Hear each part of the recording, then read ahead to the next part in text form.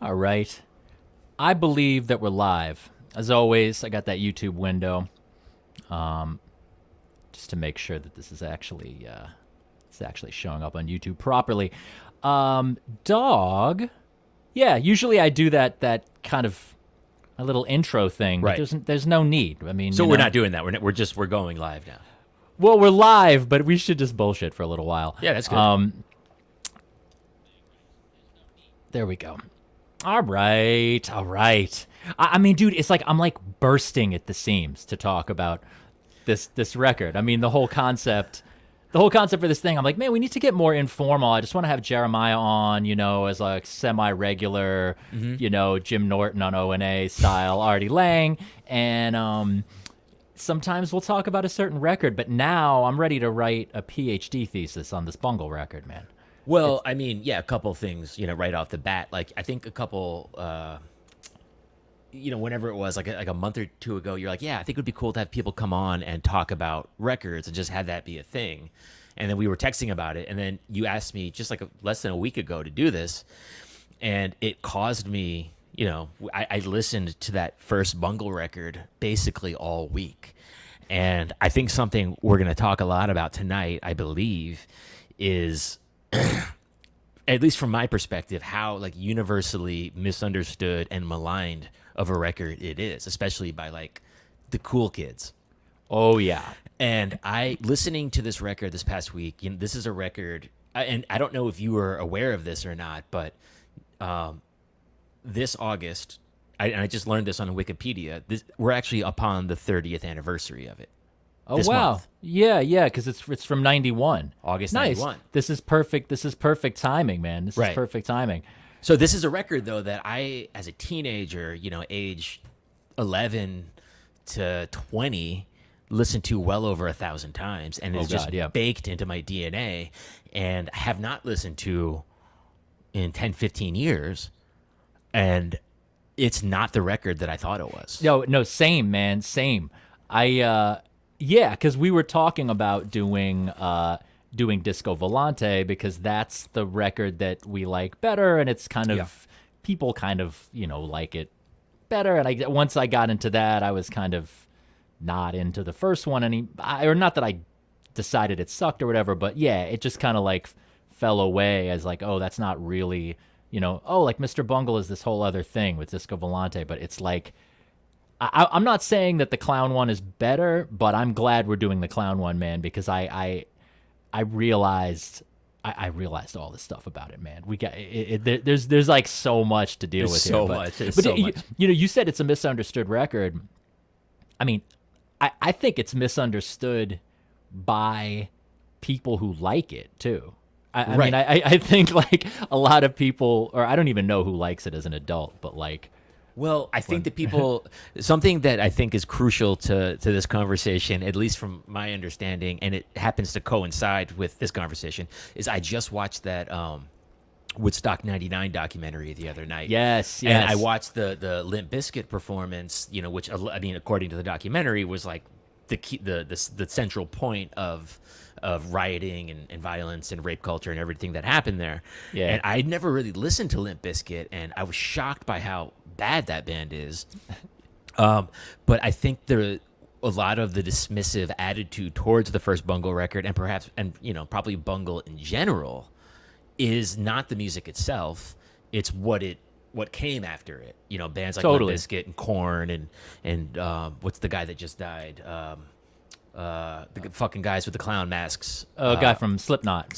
Yeah. Yeah. That's, I think, a big part of what that general kind of dismissiveness is. Yeah, totally. But, I think it's funny because, like, it always goes in cycles with this whole reevaluating thing. And it's like, even as irrelevant as Pitchfork is, they are, you do always see this barometer of, like, I mean, they're not leading stuff now, they're sort of following, but it's always this like, let's reevaluate Korn, let's reevaluate, stuff that was considered like the dumbest stuff on ever by indie kids. Like our age, even I was like definitely too cool for Korn and Limp Bizkit and that kind of stuff.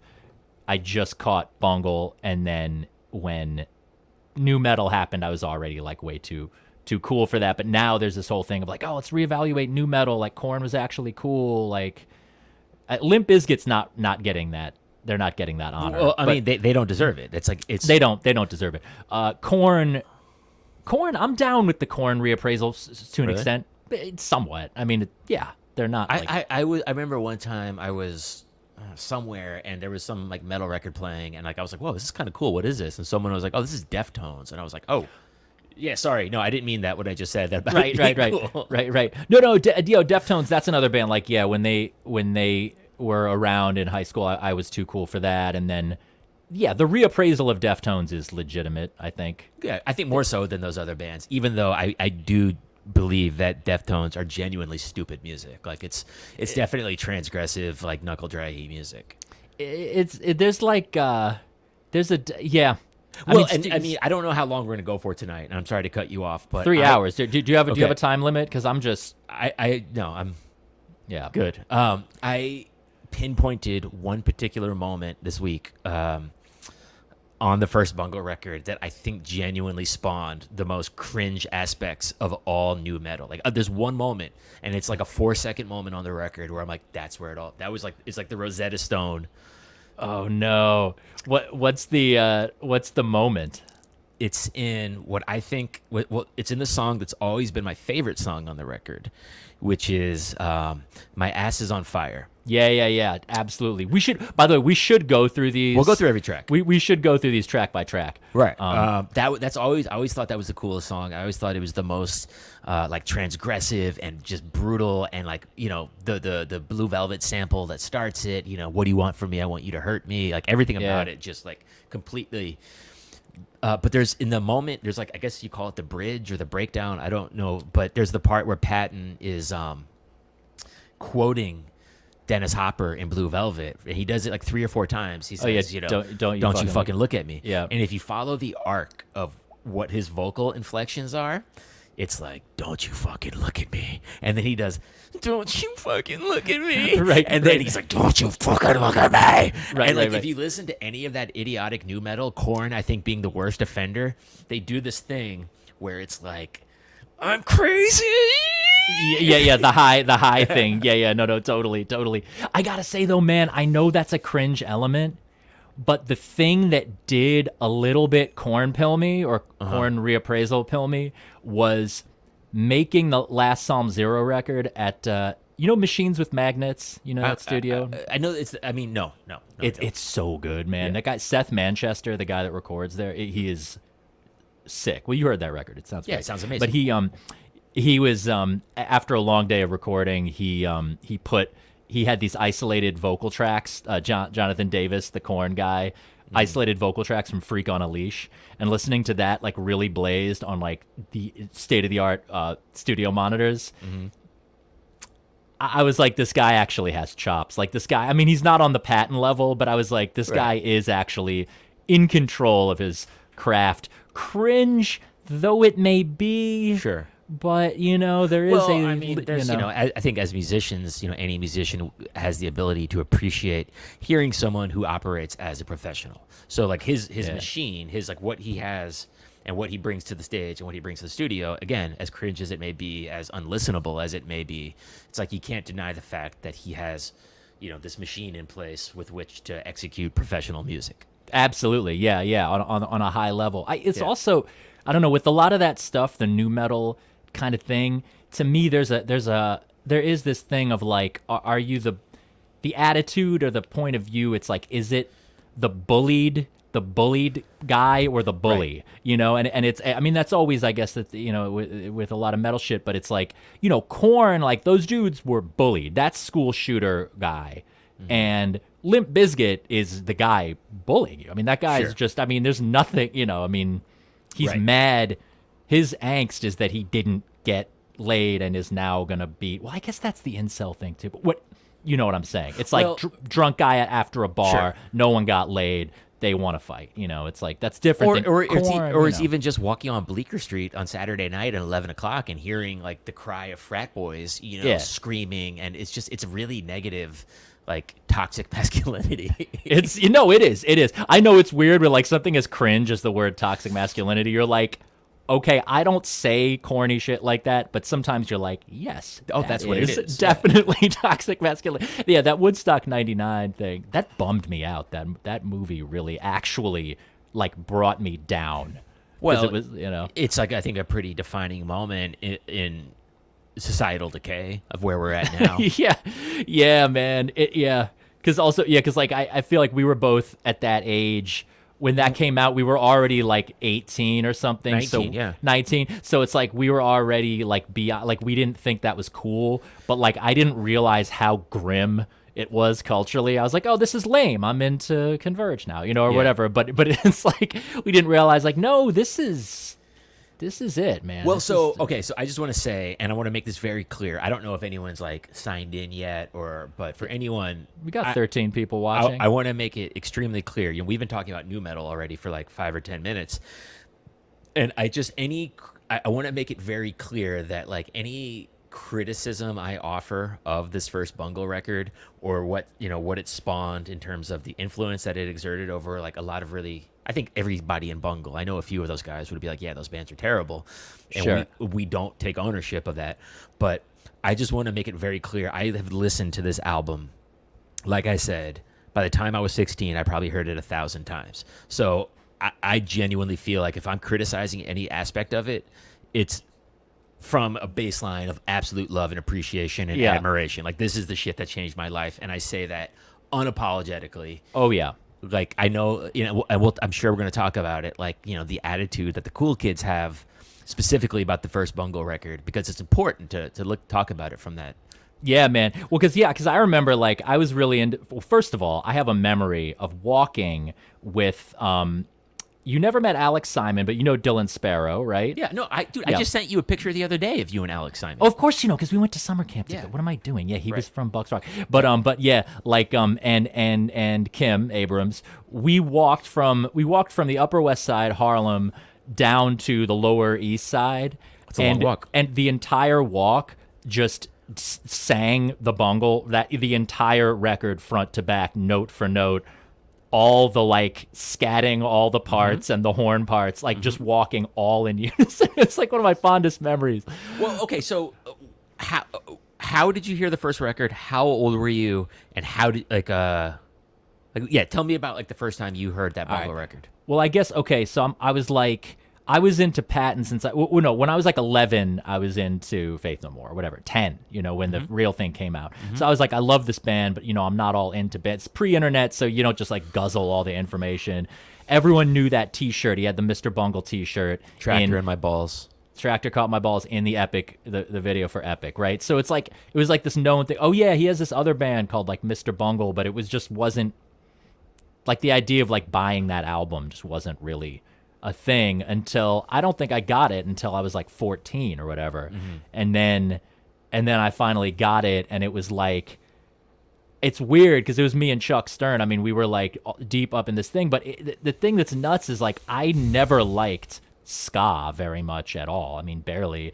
I obviously never listened to like the Toasters as like a New York City kid? No, I mean, I didn't like hate ska, but it was not something that I thought was cool. I got this light on my face. It's just what it is. Dude, I don't like this. That's like late afternoon Los Angeles light is all that is. Yeah. Whatever. It is what it is. Yeah, it's bright.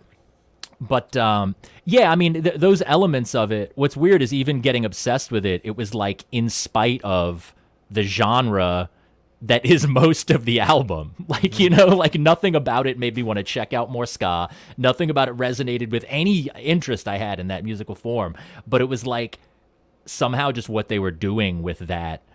And circus music, nobody likes circus music. Like, that's not like, so, and most of the record is ska and circus music, but somehow just what they were doing with it, like melodically, it just, the actual melodies and the riffs opened me up to weird music just in general. I mean, that was before I knew about like experimental music as a thing, Right. Well, you said riffs, and I never really thought about that record as like a riff record. I never really thought about Bungle as like a riff band, and I don't think of Trey as like a riff guitar player. I also don't think about him as like, or I've historically not thought about him as a lead guitar player. I think of him as like a composer, orchestrator, arranger. Yes. So like I don't know that.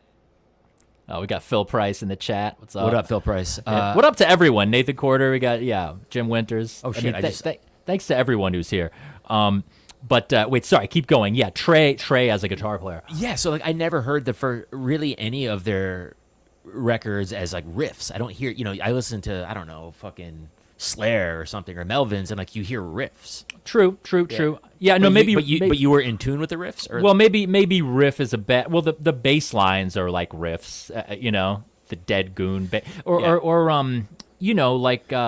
Love is a Fist riffs. Maybe I should say lines. I don't know, those horn lines. There's just a lot of stuff in there that's like atonal, and what's up, Sam? It's Love is a Fist is kind of riffy, and but yeah, maybe some of it isn't what you would call riffs, but I was just into like straight up chord progressions. They had these melodies in the even in the ska-ish parts, just like the tunes. I was like, these are weird tunes. Like they're angular, they're all over the place. There's always like a cool chord change. Mm-hmm. It always has that thing. So that was like mostly what I was kind of getting from it, like not so much the like, oh, it's ska, you know what I mean? Mm-hmm. Yeah. Well, it's funny, like, and I texted this to you the other day, listening to the record intensely this past week. I noticed like how many metal riffs there are on the record, and I think specifically the drumming of Danny Heifetz, who is, from my perception, like a total meat and potatoes drummer. He is, and like on later records, because the sound of the first Bungle record, the production, and this is something I definitely want to talk about as we get into it, kind of prevents you from listening closely to a lot of the parts, specifically the drumming. And the drumming to me never sounds metal, so I never really heard a lot of those riffs as metal riffs because they weren't supported by like aggressive metal drumming. No, totally. Yeah. He's not a metal drummer. It's just these, yeah. But just like the dissonance. There's all this crazy, like, that was to me just experimental music. Just the record starts with quote unquote or Travolta or whatever. Right. That's like, So you got into it at like age 14, a couple years after getting into the Faith No More. And who put you onto it? I think Chuck Stern and I. By the way, anyone watching this, if you don't know the music of Chuck Stern, you should absolutely check that out. But you probably mostly do. I can't remember which one of us bought it first, but we like got it together and we're like, what is this? Right.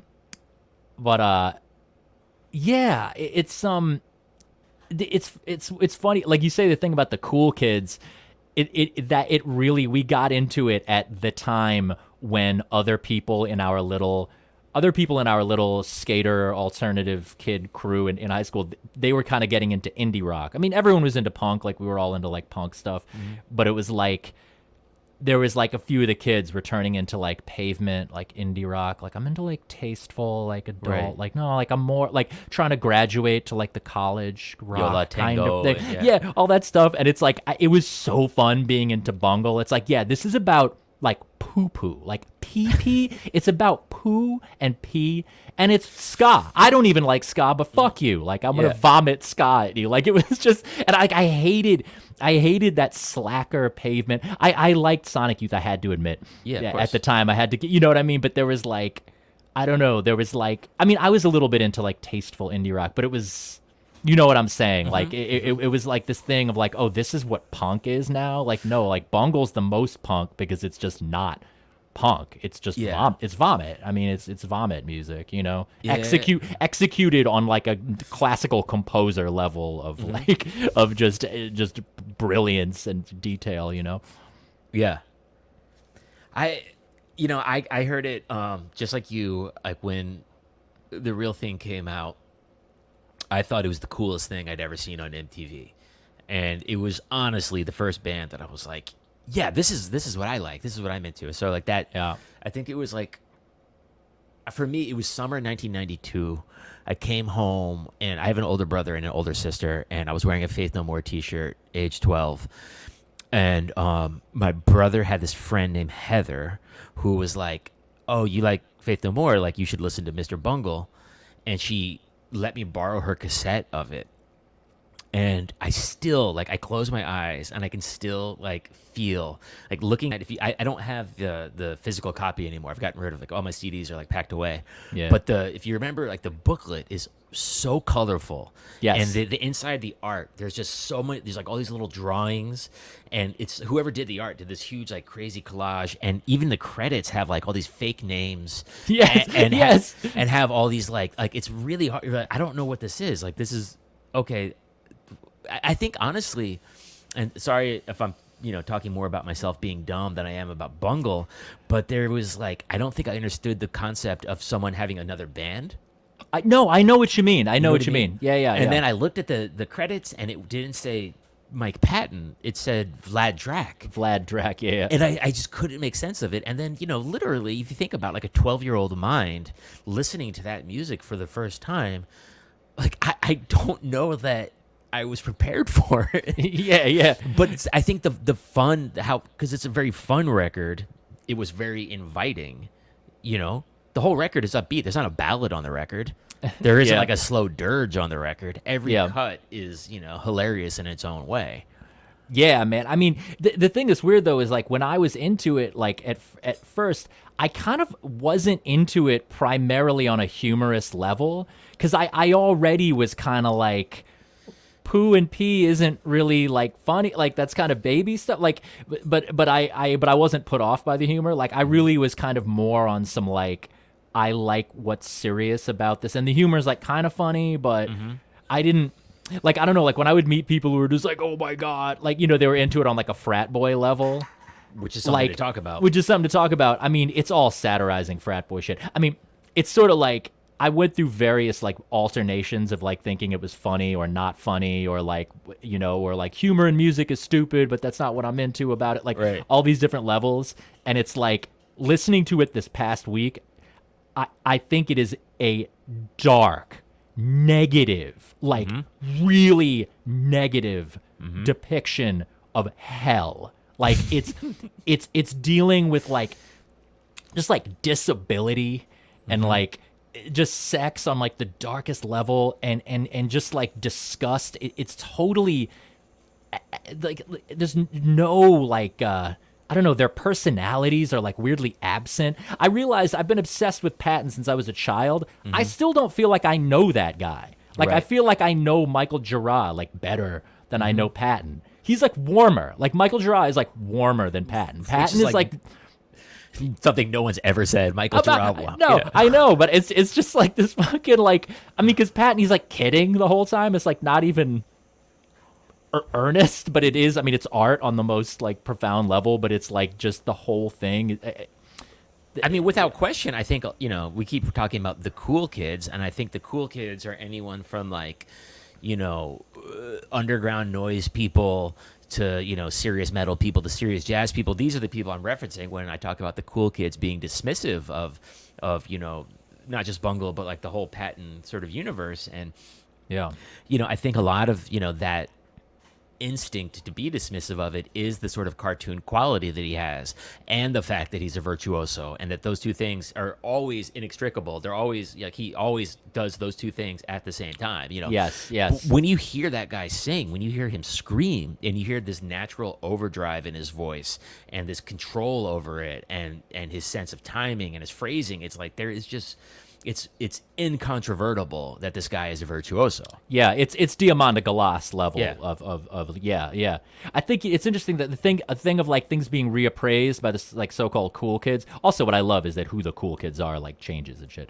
But generation by generation, like what? But I think about like self-awareness, like what makes something dorky is like self-awareness. What makes something cool, or is naive authenticity, quote unquote, what makes something cool? You know what I mean? And so it's like there's this thing where being self-aware has if it's in a certain way that was hip, at least in the 90s, like, oh, like a band, like I was saying, like kids got into indie rock and like Pavement and like Built to Spill and like that kind of shit. I hate that music still, but it's like Sebado were cool actually, but in any case, but it's like that shit was all self-aware and detached, and then like being overly authentic and earnest is dorky, but then Bungle's like self-aware in like the wrong way, and then also people now, it's like maybe people are reappraising Korn because of the lack of self-awareness. People are like, oh, that was authentic, like that's hip, like it's outsider art because they're so dumb, or do you know what I mean? Like it sort of alternates what's considered hip. Yeah, you know? I mean, I don't know that I can ever. I have such a strong distaste for bands like Korn, like such like an utter distaste. And you know, like you said a couple minutes ago, that Woodstock '99 documentary really cemented a lot of things for me. I think that music, like watching that documentary and watching those like people in a group of like 300,000 people getting like sunstroke and like puking on each other, like that's actually the best way to listen to that music. Like that's what that music is. Like that's actually, you know, like if you picture yourself like in 1959 at the 5 spot listening to fucking Coltrane being like the ideal listening environment. Right. The ideal thing for Korn is that. Yeah. But Korn, we should get into maybe the actual record, but Right. Korn are not bullies though. They are the bullied. For sure. Yeah, they're not the frat boys. They're the guys who got beat up by the frat boys, you know, but the lyrics are pretty simple-minded, but but if you're gonna compare fucking Bungle to Korn, which you're not, I know you're not doing that right now, but just look at the bass players. No, I know. I mean, yes, like, I know. Obviously. Yeah. One last thing I want to say before we talk about the record itself. You know, as we're talking about like the general perception of the record and how it is sort of sat as, you know, culturally where it has, I think I draw a lot of parallels between the first Bungle record and the first Beastie Boys record, Licensed to Ill. Interesting. In that they were both really fucking big, you know, despite being like really weird. They both, you know, broke all kinds of ground, and really like a lot of people took direct influence from it and went on to do what they do. But more specifically, I think they both were using these really like abject and disgusting tropes within the music. And there was a lot of people listening to the music who didn't realize that this was a joke. Like it wasn't. We're not like celebrating this. It was satire. Who we are. It was satire of knuckleheads. Yeah. Yeah, and like a lot of really like low-minded, you know, midwits and dimwits glommed onto it, thinking that it was like, oh, we're the same. You know, like frat boys that listen to. Yeah, you know, we're the same, you and me. Which, I think on Licensed to Ill, you know that song Girls? Yeah, exactly. Yeah, Girls and Girls of Porn occupy like a very similar place. They do. In the dimwit, you know, mind of music listening. They do. Yeah. They do. Yeah, I mean, Girls of Porn and Squeeze Me Macaroni, I consider to be in the tradition of Marquis de Sade and Bret Easton Ellis and Dennis Cooper. So we got to get into there's so much to say. You know, we also probably a little bit we'll talk about Naked City too, because that I mean, Zorn, that I kept thinking about what's different about Naked City versus Bungle, because they're both, you know, they're the two things. I got into Zorn through Patton and Bungle and stuff, and it's like, you know, like the thing of genre hopping, the pastiche element of this kind of just like switching genres and stuff. It's like so different. Like they both are known for that, but to me, the vibe of how they're doing it and the experience is so different, you know? Yeah, I mean, without question, there would be no Bungle, or at least, you know, what Bungle evolved into over the course of its, you know, 3 records. Like, that wouldn't have happened without Naked City. No questions asked. Direct influence. But to me... Okay, so let's start talking about the record proper. Yeah. This is actually, in listening to it, one thing that always, you know, I kind of bothered me about the first record in comparison to the 2 subsequent records is the production itself. Like the production itself sounds really dated to me. It sounds really bright. It sounds like it was made not even when it was, but a few years earlier. Yeah. It's tacky as fuck. It's like and so I like actually schlocky. I didn't realize until this week of listening. I blame Zorn for that directly, because if you listen to the first like 2 or 3 Naked City records, they have that exact same production. Right. And Zorn came in, I've heard Trey and Trevor and Mike all say this a number of times, that even though he produced the record, he wasn't there for the recording. He wasn't there for the arrangement or the writing. He was there for the mix. And I think one thing he brought to the record was his experience of record producer, mixer, having worked, because at that time Naked City wasn't like weirdo. I mean, they were on like Nonesuch and Elektra, so he was working in like real studios, producing records at a professional, like at a real level. Yeah. So I do think that without Zorn's influence, that I might appreciate the sonic quality of that record better. You think it might have had like a warmer, kind of more disco volante-ish? There was definitely there would definitely be more of a possibility of it. I think the sound of that record being this dated sound is I would attribute directly to Zorn. Yeah. I don't know though, to me it listening to this record a bunch of times, it might kind of help though with the claustrophobia of it. I mean that's what I just kept thinking of this record as just hell. Like it has that claustrophobia of being caught at like a carnival and you're just all crowded and it's like Six Flags and there's just people everywhere and it's just, I don't know. The record does have that just like hyper compressed, like not very reverby, just like cluttered shit. I don't know. It's like it like that aspect sucks, but like I wonder it might be contributing to aspects of it that I like. But should we go track by track? Because man, I noticed so many. This record is a very coherent statement. It is. There are themes running through it that are like more than just pornography or clowns. Like there's shit in there that is it's a coherent statement. I don't know. Yeah, should we just go start quote unquote? Yeah, let's do it. And I mean, Travolta is the name of the song. Travolta is the name of the song. Yes. My tape that I had, by the way, it said Travolta. It didn't say quote unquote. Oh, really? You got the early one. I got the early one. Nice. Yeah. I don't have it anymore, but yeah. Tight, man. Yeah, well, yeah. So the first track, like that record starts with 30 seconds of a guy snoring. Yes, and then a glass breaking, and then just suddenly like carnival clown metal. Like, dude, it's on a major label. You just show up, some guy snoring, and like that's your album, right? Like how the fuck did they get away with that? It's just fucking bananas, dude. It's 1991, man. I mean the thing about that song that I didn't really get it like in the context of the whole record at first is just disability. Like it's about, I mean, a quote unquote like, freak show or whatever, but it's about some like some like a multiple amputee or blind and deaf and like some abject dismembered person or disabled right? I mean, isn't that what it's and I was thinking it's like Metallica 1 but like with no pathos or sympathy. Like it's just like horrified, deriding. I mean, it's not cruel. It's not being cruel, but it's like it's like ogling a freak show of like this, I don't know, quadriplegic. I don't know. I mean, it definitely like sets the tone for the record in that it's just like lyrically and musically like utterly grotesque. And like like if I never really think of Patton, because I think also he has like so many times over the years been very clear that he's not a lyric writer, that lyrics aren't important to him, that it's just he's just taken up, he's adding words to the sounds that he wants to do.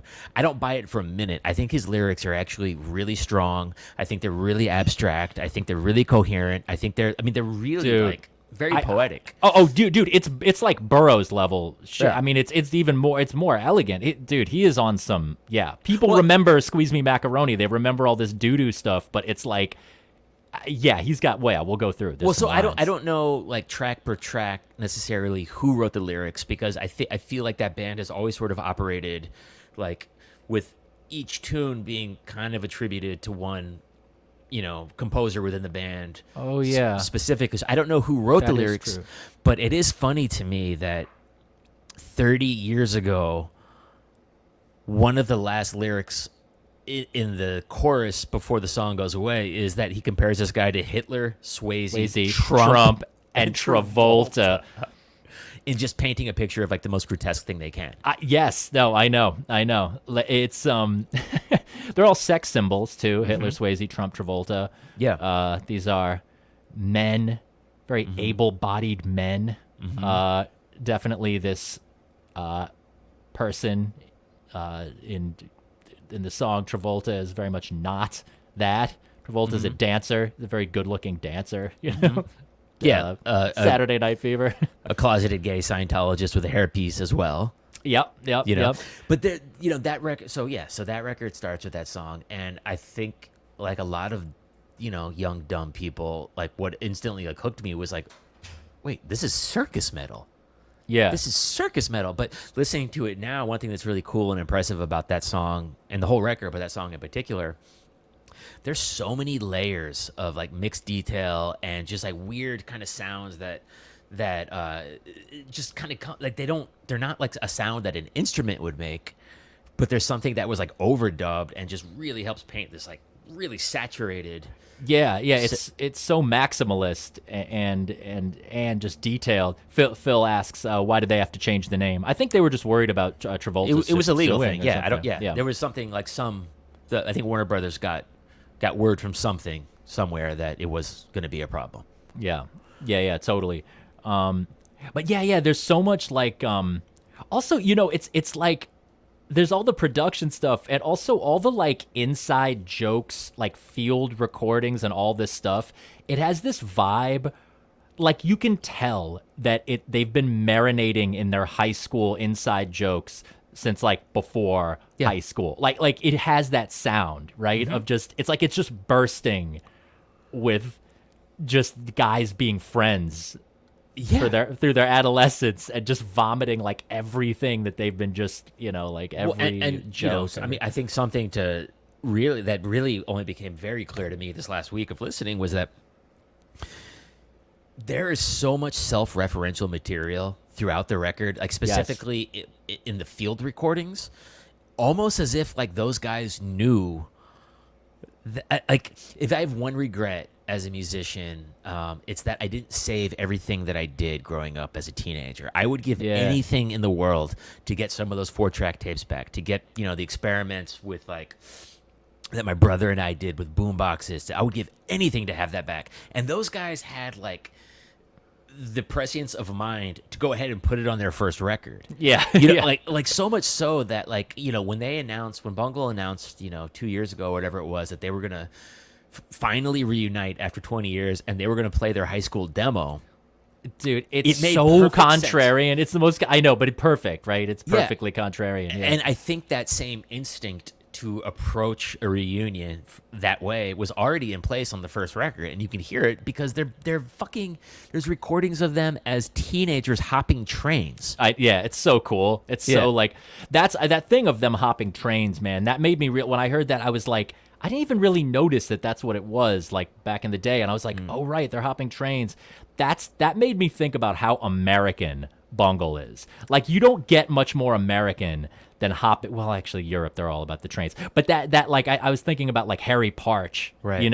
Like that hobo style. And they're out west, They're like, like West Coast, like, I was listening to that today, when I texted you earlier, and like, it actually made me really, really sad listening to that, and in a way that I've never been sad before, where I was like, it got me thinking about being a teenager, and I got really sad today realizing like, oh yeah, that's never gonna happen again. Like being like a bad kid, getting kicked out of summer camp for smoking weed and throwing eggs at cars. Like, I think from like day one, Bungle sort of like really celebrated that. Yeah. We used to go the McDonald's and like pee all over the bathroom and shit like that. Knock the windows off of cars. Not the windows, the mirrors. The mirrors, yeah. Just like antisocial behavior. Just being awesome, yeah. But yeah, like David says that the mathematics chugging main riff. Trevor said, are you looking at these comments? Yeah, I'm looking at them now. Yeah. That's cool. What the main riff for what? For like Love Is a Fist, or is it inspired by the train they hopped one night? That's awesome. Yeah. Yes. The first record was recorded at Different Fur, which is like a pretty notable and legendary San Francisco studio. I don't even know if it's still there. Word, yeah. Yeah, man, Trevor is such a prince, man. We were thinking of inviting him on this, but it's like then we thought it would be like too much of an interview. You know, we wanted to have sort of an equal dialogue and stuff. Oh, Mathematics, I don't actually know that song. Is that That's like on from the demo? It's from the Raging Wrath thing. Oh, right on. Okay, yeah. Another thing about Travolta, and I really appreciate it now, is like there's a lot of jazz in that song. Yeah.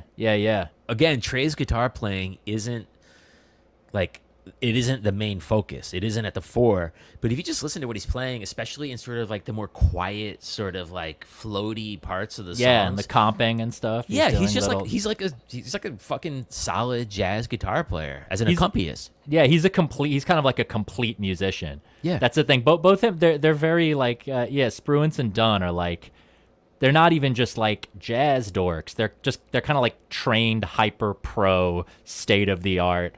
Yeah, multi-genre working cats, you know. I heard someone, I don't remember who it was, but I heard someone talking about who was around them when they went to Humboldt State University, who like the reputation that those two guys had was like, oh yeah, those guys are serious. Like whatever classes they were, like whatever ensemble they were in, it was like a point of pride to be put into the ensemble with them. Absolutely, yeah. I mean, the playing is crazy. They're only like 22. I mean, it's whatever. I mean, yeah. Yeah. Like, so that first track is just like there's so much going on, and I think going back to Naked City, unlike Naked City, it's incredibly synthesized, in a much more seamless way. Like Naked City, I've heard Zorn say this before, like. They have that song Speed Freaks, which is literally like, that's like the hit, yeah. 45 seconds and has like 12 genres that are distinct from one another. And like, that's cool. It's very athletic. It's very, heady, but it doesn't push air in the same way that like Travolta does. Yeah, it's totally, that's the thing. Like when I hear Naked City, it's like very much like a, it sounds like it feels like what it is, which is like this sort of art concept being like thoroughly and perfectly executed in a masterful way. But it's almost like conceptual art or something. Like or you know what I mean? Like it's like, it's like art world almost. You know, like it's not schlocky.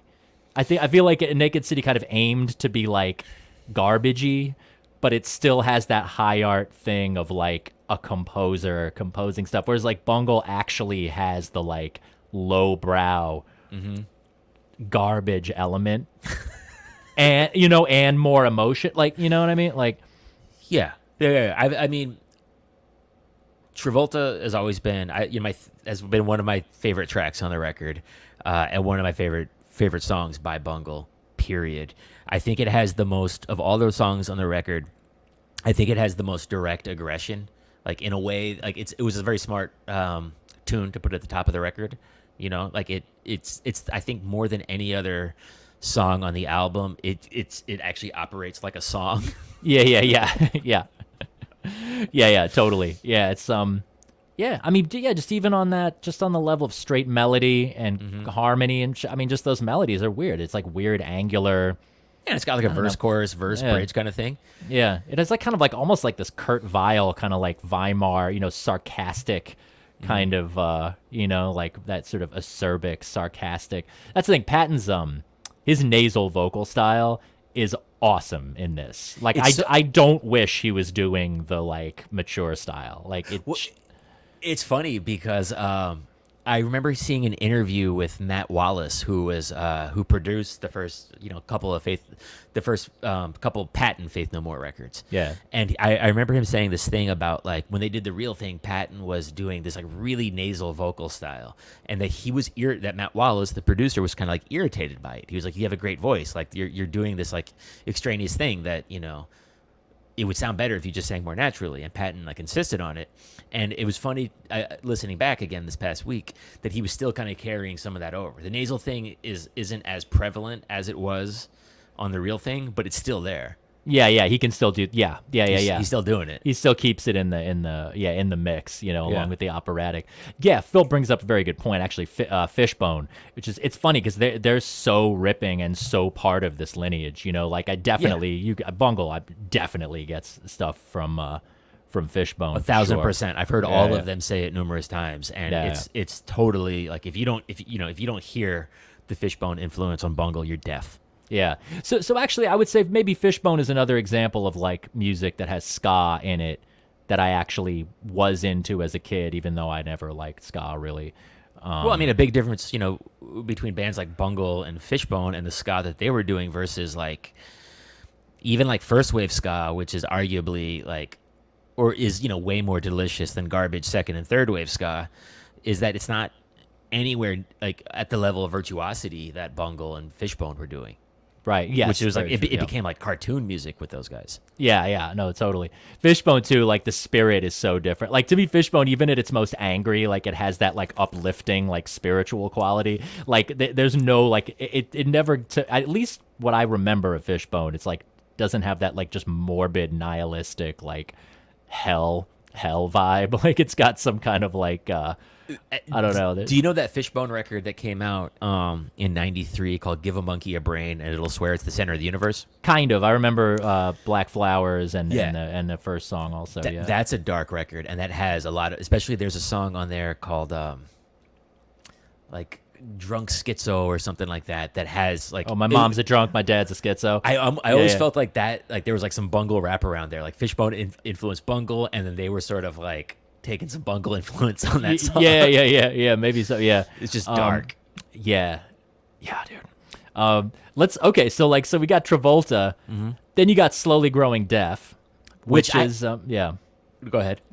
Well, see, I keep I keep pushing this like disabilities studies angle on it, which like I know is like very collegiate, and probably they would be like no, but no. This is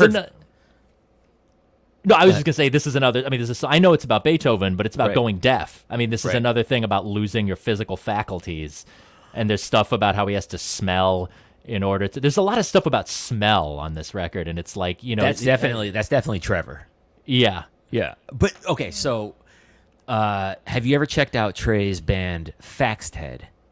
I remember that they exist, but I never heard it. It's like grindcore, right, or something. It's like grindcore, but the whole thing with Faxed Head is that. All four guys in the band are disabled. Really? Yes. Interesting. But not Trey. Oh, but he produces them. No one in the band is actually disabled. It's just. But the story of Faxed Head is that these guys attempted some sort of like suicide pact, and all were left like with different disability. And that there's one guy in a wheelchair and one guy without a head, and they recorded their. So I think. Well, and suicide, disability, and suicide, man. That what you're talking about, the concept. Say that band. I was reading a comment. I'm sorry. Sorry, no. You were saying that Faxed Head is like the concept is not only disability but suicide as well, which is attempted suicide, which is that's Dead Goon. The last song on this record is so. This is. I mean, this was my sort of, I don't know, it's not like necessarily a thesis, but I have this feeling like Dead Goon, right? I mean, we'll get to that at the end, but it's about a cognitively handicapped kid that they knew who committed suicide. An asphyxia file. And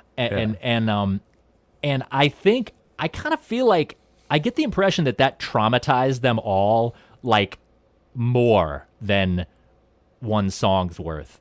But is that song actually about someone that they knew?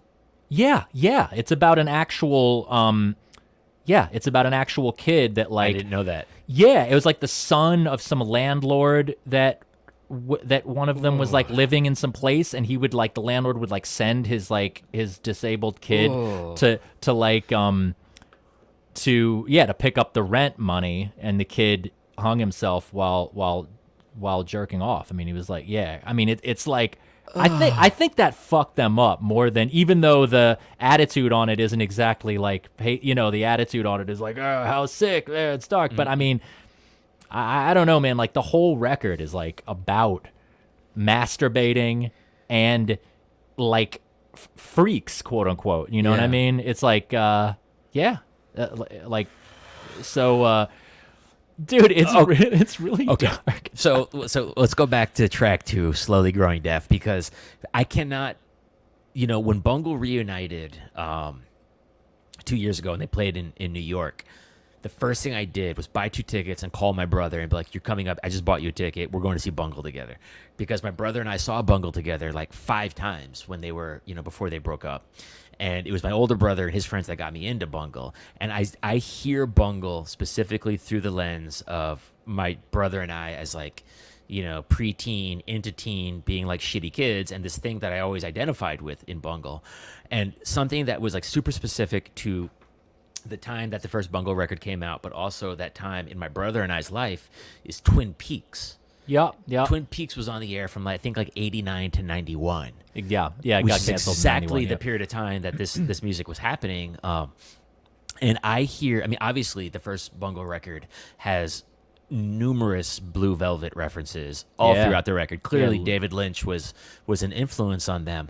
But I hear very specific instrumental sounds from the Angelo Badalamenti Twin Peaks world. Dude, I think that they actually used a sample of one of those background sounds from backwards sounding sounds from the Red Room. From the actual Red Room. Yeah. Right. Yeah. They have actual Black Lodge sounds in there in the middle of something.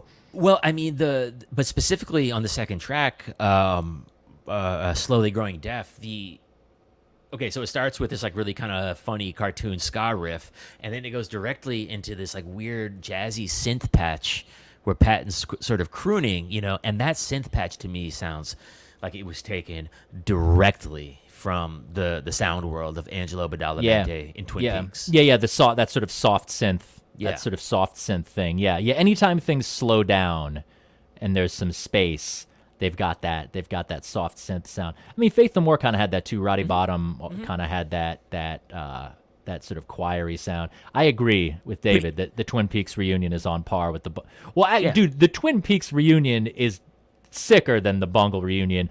All due respect to Trevor and our boys.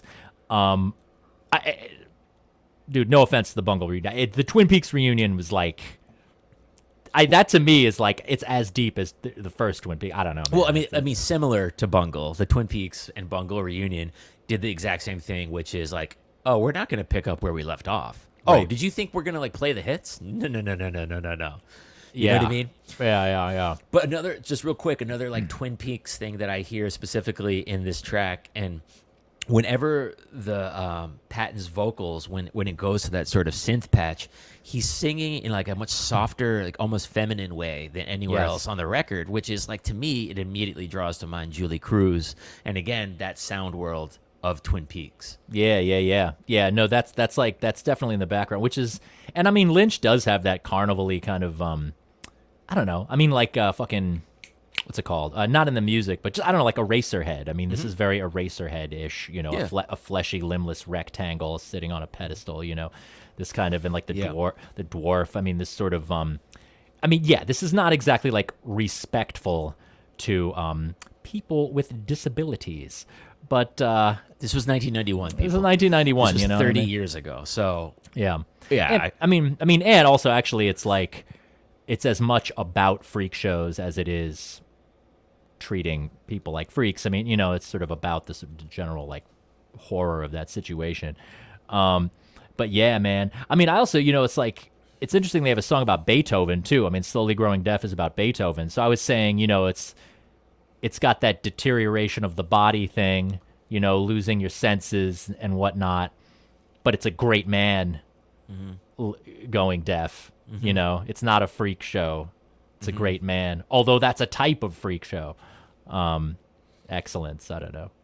there's another thing about that song. I didn't really appreciate that that song as much early on as I did later, but the sort of heavier parts, with like the distorted riffs, is definitely like the most they're the most dated riffs on the record. You think so? And yeah. and it fucking rules. I mean, Patton's harmonies, like, it fucking rules. Yeah. I mean, the melodies, like that melody is really, like beautiful. I mean, like that's an example of what I was really, really moved by when I was a kid. Was like that's an example of a part. It's like not the circus part. It's not the circus stuff. It's not the ska stuff. It was just like dark, evil sounding stuff with an amazing melody and great songwriting. You know. Yeah. Yeah, man.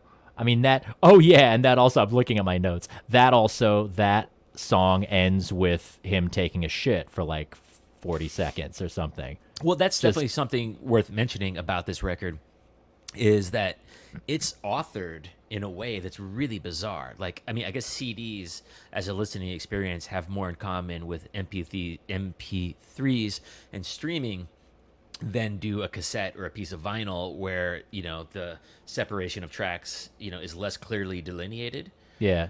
But there is, between every single track on this record, there is just all this crazy shit. I know, like a minute of like interlude shit. Yeah, almost like a hip hop record. The way I was gonna say it's like the most extreme version of like a Wu-Tang skit. It's just like Mike Patton taking just this disgusting diarrhea for like a minute. You know, it's just like yeah.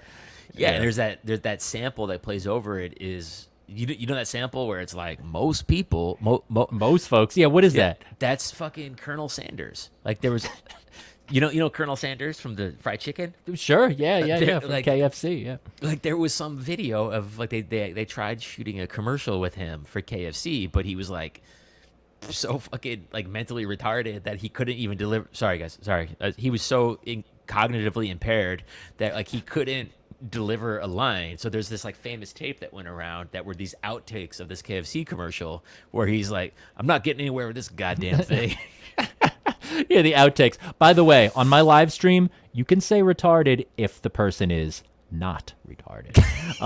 So yeah, Colonel Sanders has no excuse. He should have been nailing those lines. But yeah, like celebrities at their worst. Is that what that is? Yeah, exactly. Like that's some comp. Yeah. We used to have, me and Dylan used to, that we had these Thundercats outtakes that we would just drink 40s and just crack up at like so hard. Just panthro, like yelling at Snarf. But yeah, like we're fucking old. But let's see, like remember panthro? Yeah, like Snarf. Yeah, you remember that shit.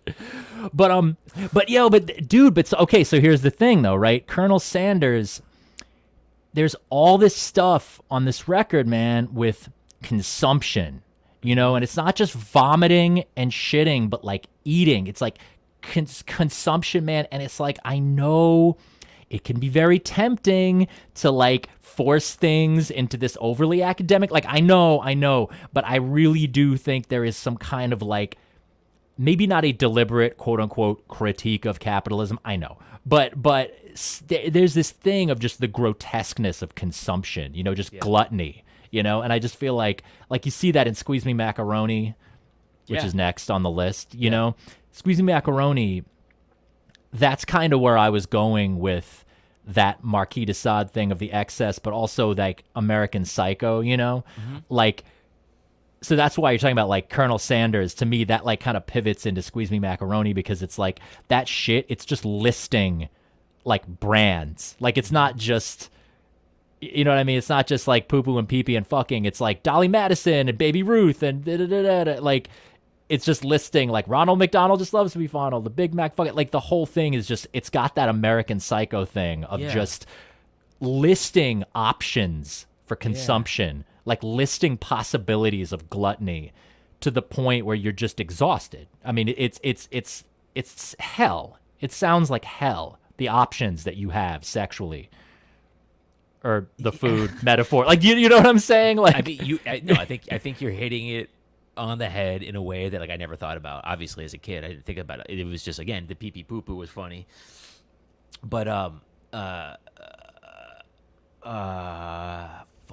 I mean, that was the new way I was kind of seeing it with this thing, man. You know, like this time around, because I thought that was the stupidest one. I was like, you know, when I was a kid, I was like, that's not funny, really. I mean, I was like, well, it's kind of funny that they think it's funny, but it's not actually funny, but like now I'm like it's funny and really dark, like, you know.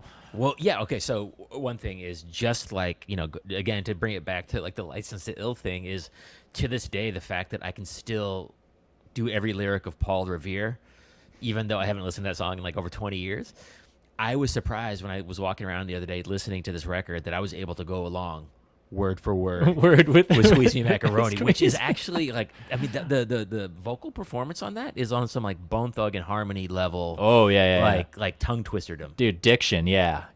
No, he's amazing. It's just like rapid fire. I can't even believe that he did that fucking song live. Yeah, right. You Did know? you ever see that movie, The Cook, the Wife, the Thief, and her lover, whatever that is? Mm-hmm. That's a cool movie. I want to rewatch that actually. It's like about like food fetishizing. It's like a British movie because apparently in England they're really into like food fetish. Like You would never know it by eating there, but well, yeah, but that may be it. It's part of masochism. They're just more mushy peas in a can, you know. Right. Like yeah, I don't know. Yeah. No, like I want to go back to this thing of squeezing macaroni as consumerism because it is like I think whether or not I was aware of it, this consumerism that you're talking about, and the fact that every single line isn't just about like, you know, coming in your pants and getting like your asshole eaten out, but it's every single line is about some product or brand. Yeah. Whether I was aware of it or not, definitely contributed to like the overall grotesque nature and listening experience of it. Yeah, I mean that's what I find horrific on this re-listening. I mean, and it's like, you know, it also it makes it real world. You know, when you're talking about consumer products, it makes it like now. It makes it like the world now. I mean, none of those brands are obsolete at this point, I don't think, if I remember all of them. No, but it's like just branding and the way it's presented is obsolete. Like people are still just as addicted to and you know compulsive about being consumers. It's like the advertising is more like insidious now and less apparent. Like watching, if we could go back in time and spend an afternoon watching TV together and watching commercials, we would be like, this is so over the top. But right. You know, if I open up this fucking thing right now and look at Instagram, I'm getting hit with advertising just as hard. It's just more insidious. No, for sure.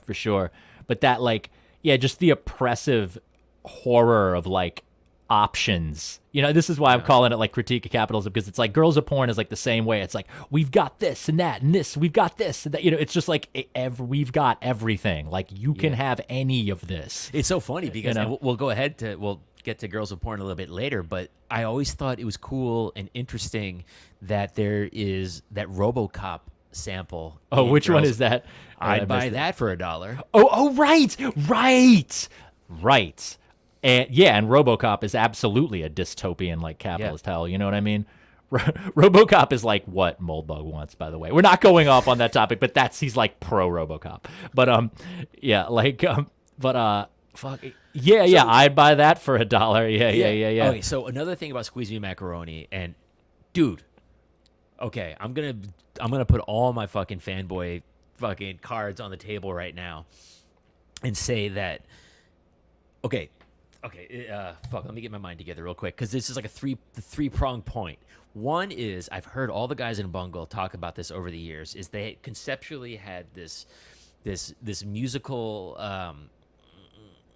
They called it the graveyard of riffs, and the idea was that everyone would like write riffs and come up with parts, and some of them would get used, others wouldn't. The ones that didn't get used would end up in the graveyard of riffs, from which any other member of the band was able to take things and turn it into their own song. That's awesome. The graveyard of riffs.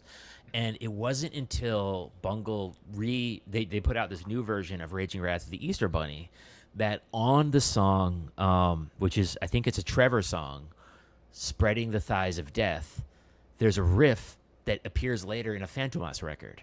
No shit. Yeah, and so that is to say, like, that's one thing, that there is a part on Squeeze Me Macaroni, and again, it wasn't until I was listening this past week with like more critical ears that I'm like, that sounds like fucking Fantomas. It's the part where I'm gonna like, forgive me everybody for the sound I'm about to make, but it's the part that's like, oh yeah. That's Fantomas. Yeah, 'cause, to be honest, Phantomas, I actually don't know those records in and out. I know the first one's really cool. I Yeah. don't really, I don't know all the, and then the barking, it's like the most ridiculous, like, just frat boy shit, like. But also, like, I mean, okay, so frat boy shit. Like, could Fred Durst ever execute? No. I meant more like the dog barking. You know what I mean? Right, Like just No, but the ticka. I mean, that's very new metal, though. I mean, it is. Yeah. Fred Durst could not do that. But I mean, No. Jonathan Davis maybe somewhat. I don't know, man. Anyway, so I'm like pulling you. I'm like trying to like. trying to convince me to like. I'm Korn. trying to like halfway corn pill you, dude. Bringing up corn in a Mr. Bungle thing, it's really not fair to either of them. You know what I mean? It's like it doesn't make corn look good. We gotta do a corn hang some other time. I might choose to not show up for that hang, but I do remember. I have this this is the last thing. I promise this will be the last thing I say about Korn this entire conversation. I remember so clearly it being May 1994, end of the school year, watching Headbangers Ball with my friend, and it was the first time they played that song Blind. They're like, here's a new band for you guys to check out. It's called Korn. And we're sitting there watching it like Beavis and Butthead. And by the way, again, I'm gonna be like I'm gonna show you what a loser I am. The beginning of that song is a straight ripoff of Too Many Puppies by Primus.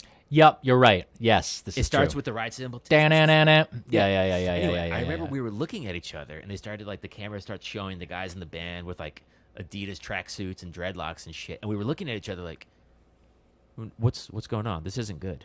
This is what's going on. And then by the time the song started, we both like had this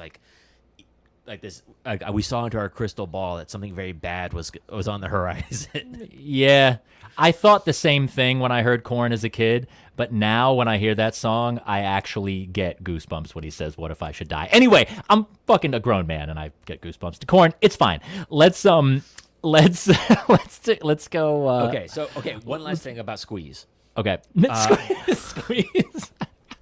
Is that for me, number one, the Blue Velvet sample at the end of the song is most crucial because to this day, and I don't worship at the altar of David Lynch as I once did, but Blue Velvet was without question the first film I ever saw that made me go, oh, movies can be this, like that. Yes, I didn't know that movies could like be really challenging and questioning and take the idea of like a linear narrative to this completely other place. Yeah. No, it's very important. Yeah, that's that age you start checking out weird, film like that. It gets you into art film, man. Yeah, dude, we are rehabilitating the first Bungle on a level. Dude, 2 weeks from now, I guarantee, dude, like Trevor Dunn on Red Scare, dude. You watch. That would be like it would be awesome. I could pack it in after that if that happened. Yeah. Okay, so I will say, the two songs that follow "Squeeze Me Macaroni" were always my least two favorite songs on the record. Oh, bro, could I point one thing out though, man? Mm-hmm. At the end of "Squeeze Me Macaroni," I didn't notice. This is so nerdy to like even care about this, but that porn sample where he's like, "Carnal, man, fucking carnal." What is that? I don't know what that's from, but he says, "Carnal, man, it's a fucking carnival," and it's like they're like showing you that the word carnival comes from meat, that it's from that word, man. I'm just saying, dude, as far as this consumption, the gluttony, the body, a fleshy, limbless rectangle, the body just is meat, Mm-hmm. There's something, I don't know, man. I don't know. In this past week, I actually Googled, because I was like, that must be what's that quote from? I Googled fucking carnal man in quotation, and the stuff that came up was not anything I wanted to see. Right. Yeah. Yeah, exactly. Yeah. But so Carousel, man. Yeah, that's like the one that people. That was that the single? Was there a single? I don't know. I think quote unquote or Travolta was the single. That's the one they made the music video for. Oh right, I forgot about that. Yeah, they're all like hanging from fucking nooses. Right. I actually forgot that. I should have watched that this week. Yeah. Carousel to me always was like the most distilled, like all the things that like would appear to be the most cringe about the record are all like in one place on that song. Yeah, that's true. Yeah, the ska the ska element, like not in a good way, and also it has sort of like a Broadway thing happening. yeah, You know what I'm talking about? yeah, yeah. Like the chorus is kind of Yeah. Broadway-ish, you know. Yeah. Dude, although, man, I gotta say though, man, some of those lyrics, dude, I had no idea how amazing they are, man, because it's like when I think of that song when I didn't remember it, I'm like, carnival for the human race, cotton candy. It's like, oh, clowns are scary, whatever. Dude, check out this line, man. Beauty is the spiral going round the beast. Without the vampire effect, the carnival is deceased. It's like that's you can't tell me that's not like serious poetry, man. That's nuts, dude. And it's like, And it's just like deeply like just deep now, like it's so grim and pessimistic.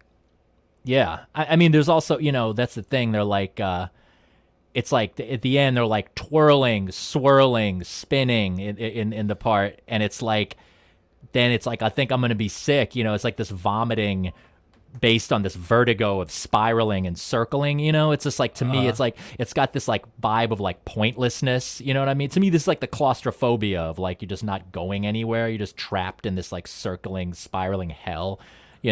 Beauty is the spiral going around the beast. It's like, that's what beauty is. You're just like circling around Satan or something, yeah. Yeah, that I mean, again, just as like I've learned all week, and just like we've been texting, like there's so much more to this record than even I, like an obsessive Bungle fan as a teenager, ever really knew. Yeah. No, it's crazy, man. The nuance of some of these lines and stuff.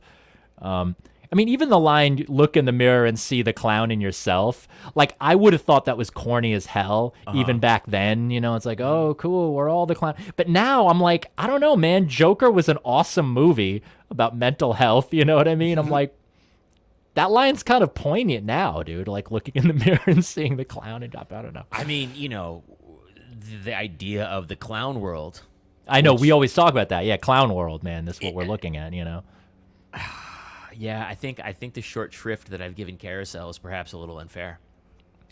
Wait, say that again? Just like the fact that I've always given short shrift to Carousel. Yeah. I mean, well, because it's musically though. I agree with you. It's sort of like it's like the least exciting parts about Bungle, the least mysterious kind of distilled. But there are these things. I don't know. Just lyrically, I was getting into.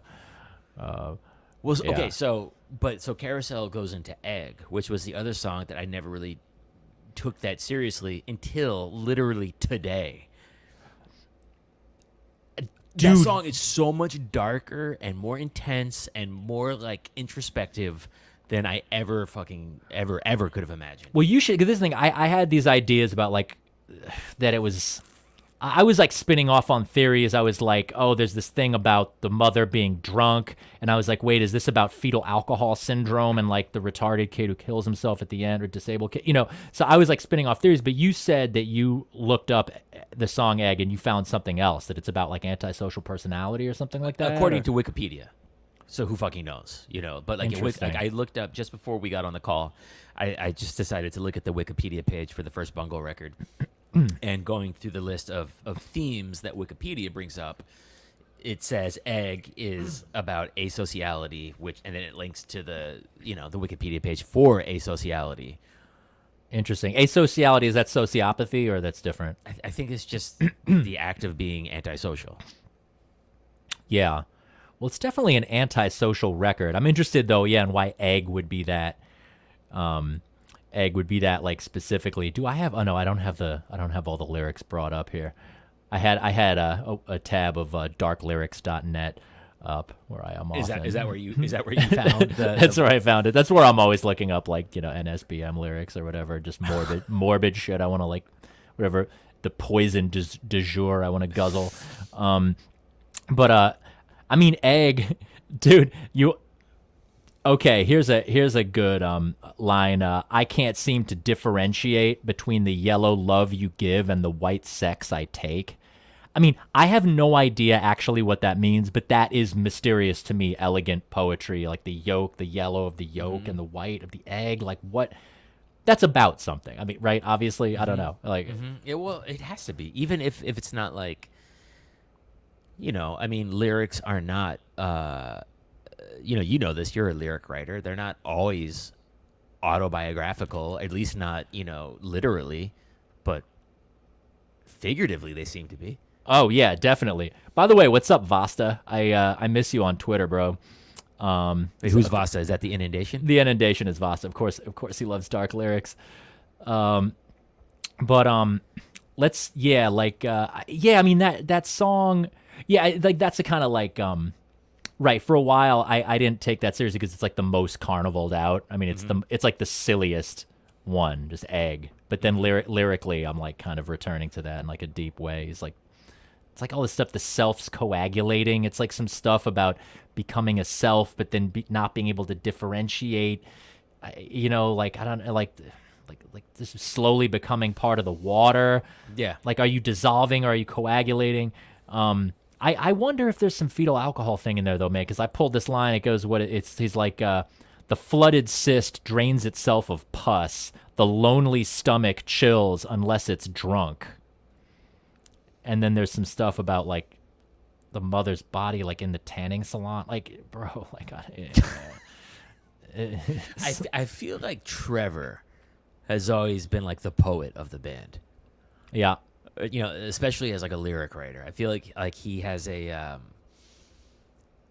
which is, it's kind of like hilarious when you contrast it with just like a dude you hang out with. Yeah. He's just like this hilarious, like funny, like kind of self-effacing guy.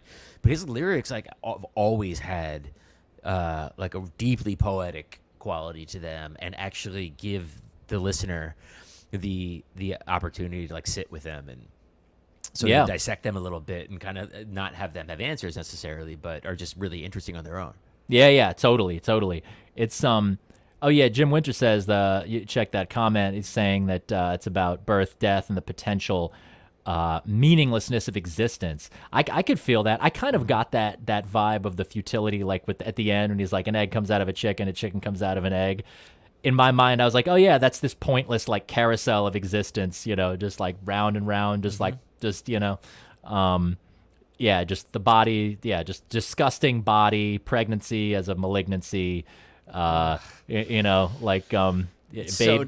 baby as cyst, potential thing like poison. They're talking about smells and shit. Just bleak nihilism, dude. It's really, really like disgusting, man. It's really, I mean, it's it's body horror. There's a lot of like body horror in this. Even the goofy stuff about poo poo and pee pee, that's still, this is Marquis de Sade stuff, man. This is like some American Psycho style. It's interesting. Yeah, Dunn writes a lot of lyrics. I didn't even think that. It sucks because I'm like attributing this to Patton. I don't know what Patton writes versus Dunn. Well, they credit the songs in Disco Volante. They say who wrote. Yeah. What? Same thing on California. It's the first record where things are like a little more unclear. Yeah, dude. Shout out to Dunn on California. The Holy Filament is a gorgeous piece of music. Anyway, it's so good. It's so good. It's like it's the dark new age thing they were all trying to do now, except it was over 20 years ago. I just, man, like on the topic of like stuff being dorky versus stuff being cool or whatever, like that song, like Egg, has for 5 seconds Patton doing a hack De Niro impression. Like that is like that's like universally like the dumbest thing you could possibly put in a song. I mean, it's the dumbest thing you could possibly put in a conversation, like a hack De Niro impression. To put that on your record, it's like it struck me as deep this time. Like to literally in the middle of your like hyper composed thing, like what? I was looking at you when you weren't looking. It's just like there's something about that it's just like fuck you, dude. It's like that's what I mean by the punk element. It's like this doesn't matter. It's like this is genius music and fuck this. I'm shitting on it. It's like shitting on your artwork. Like it's amazing, Like, well, there's like something years ago a friend of mine said to me, like a friend of mine who's an amazing musician for whom I have like all the respect in the world and like deeply admire. He said something along the lines of like, man, what you need to do and make sure you always do is make sure that you've got more information in one song than in the next man's whole album. Wait, who said that? My friend Paul. Is that his MO? Well, he was just like I don't know. It was just like at some I don't even know how he arrived at that, but he actually put that lyric in one of his raps. This is a friend of mine who's a rapper. Okay. And it was MC Paul B presents Attempting Fall Bargain. Anyway, whatever. Oh yeah, But- MC Paul Barman. I know who that is. Yeah. Yeah. But there is so much information on this fucking record. Yeah, man. Yeah. It's just so dense with information. Yeah. And so that De Niro thing that you're talking about, hey, how you know I was looking at you if you weren't looking at me? It's not even like relevant to the song. It's just Maybe it is. Yeah, maybe it is, you know. Yeah. Yeah. Just that level. Like it would see like that's an example though of like in high school you would have to like apologize to that. You'd have to be like, no, I mean it's dorky, and people are like, that's so dorky. It's like, no, there's 20,000 levels of self-awareness of like why that's actually dark. Like, you know what I'm saying? Like to me, a lot of this stuff, a lot of what's goofy strikes me as darker than like the serious goth stuff that I like ditch this for, you know, Totally. serious, like, you know, it's like, no, I like actually do heroin, dog. Like, you know, like that shit. It's like, Well, I mean, just when viewed and listened through this lens, you know, that we're doing it. I mean, I would argue that this Bungle thing has like 2 or 3 levels more than the Joy Division thing. yeah. In that it's like it's not just presenting itself as this thing, and you can take it as that thing of that like goth sort of like seriousness. That it actually is like a kind of like a more complex thing, in that no, you kind of have to like dig in a little bit, Yeah. and find it because it is there. Yeah, it's a different kind of darkness. I mean, something like, obviously you're talking about Joy Division, Swans. This is like bone-chilling music that comes from like a more sincere place of torment, and it's just kind of like, holy shit, this is this man's life. Like, you know what I mean? Like that's actually like, but there's the other kind of darkness, which is just like this kind of nihilistic perspective. I don't know. Yeah, just what the word punk means keeps evolving and stuff. But you know what it is? Here's something. It's like, I know my understanding of just the OG sort of spirit of punk is to have stuff be like bad taste. You know, like it's like lowbrow. It's like it's bad taste, you know, whatever that means. And it's like you get something like Throbbing Gristle or something. They were like, you know, this is the most bad taste thing we can do. There's going to be pornography and whatnot. But it ends up being good taste. It ends up being high art. Yeah. It ends up being high art. It ends up being art world, which is great. You know, huge Throbbing Gristle fan. That whole continuum is like super important to me. But it ends up, it wasn't really bad taste. But this never became art world shit because it's like actually bad taste. Like the juvenile side of it, just it to me, there's something legitimately punk about it in that it's just embarrassing, and it knows that it's embarrassing. And the masterful execution and the beautiful melodies and all that just make it even more punk because that's what they're shitting on. You know what I mean? Like this sort of like amazing musicianship and conceptual, you know. Anyway. It's, I mean, another thing about Egg, and I'm sorry if I keep like qualifying statements with this, but like listening to it today, just the momentum that they build on that song. There's so much layering and so much like color, like sonic color in the mix. The way the vocals get like kind of like more and more like in your face. Yeah. As the verses build, like it's really well executed music.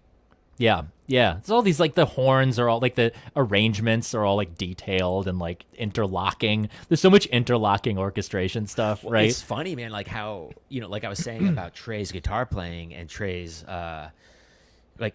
there's like, with the exception, the 2 things that really stick out to me instrumentally on this record are the bass and the voice. Yes. Like the bass is, I mean, you could hear very clearly that Trevor had done his time with Jocko. You know, yeah, like, it's mixed very loud too. The bass, it's mixed very loud. I'm not complaining, but it's I'm not very complaining, loud. but like Yeah. you're also like it's very clear that the bass player on that record has done his time with Jocko and has like absorbed that music and is like reflecting it in the playing. And obviously the voice is like, you know, right up in your face, and it's really, you know, this like very charismatic thing. But just like Trey's guitar, I don't really hear the horn parts like I don't listen to them as like horn players. They're just it's well orchestrated. Yeah. You know, it's just it really kind of it serves the music. Like these aren't horn players. You know, I come from a world where horn players have something to prove. Right. You know what I mean? Yeah. Well, that's yeah. I mean, it's sort of like this stuff is coming out of ska, which I don't like, but it's where the horns are a background thing and little stabs and stuff. Yeah, the guitar and the horns are doing so much interlocking. I mean, some of those horn lines, dude, are like my ass is on fire. I mean, they sound like Braxton. Like a few of them, once in a while, they'll go on some down, Like some ghost trance shit. Yeah, these like angular, like super angular lines and stuff. But yeah, man. So yeah, like all right. Okay, but so Stub-a-Dub. but real quick, between Egg and between Stub-a-Dub is like the 2.5, 3 minute recording of Mike, Trey, and Trevor hopping trains. And I already mentioned it, and I'm just gonna mention it again. Listening to that recording got me so sad and nostalgic for being a teenager. And there's this thing, like I want to talk about this record in such detail with you, Charlie, because there's this moment in that recording where you hear Trey. I can hear their three voices, and Trey says something like, I don't even know what he's talking about, but he's like, they just did something like something went past his head, and he goes, "Do you see that, man? It went right by my fucking head, man. He goes, it was chaos. It was chaos, man. Yeah. It's just like the slang that we would use for that type of stuff. Like even today, like we say, it's sick, man. Like hearing him go, it was fucking chaos. Like it got like me as a kid, yeah. so nostalgic for being a teenager. No, absolutely. Yeah, it reminds me of like me and Chuck Stern. We have some like tapes of us like on mushrooms, just like wigging the fuck out. Yeah. Yeah. And just hopping trains, man. I mean, that's just so like, see, that's something, man. Also, just where this is coming from. Like, we haven't really talked about. I mean, we talked about it a little bit before, just earlier this week. But just like where this stuff is coming, like where that band is coming from, geographically, sociologically, or whatever. Well, did you ever listen to, like, not to be, self-referential myself, but did you ever listen to the podcasts that I did with Trevor? Dude, I actually did not, man. I'm sorry to say. I don't remember. So I did 2 podcasts with Trevor back when I was doing my podcast. And one of them, I think it was the first one, we talked a lot about Bungle. And he talked a lot about, and I did one with Trey as well.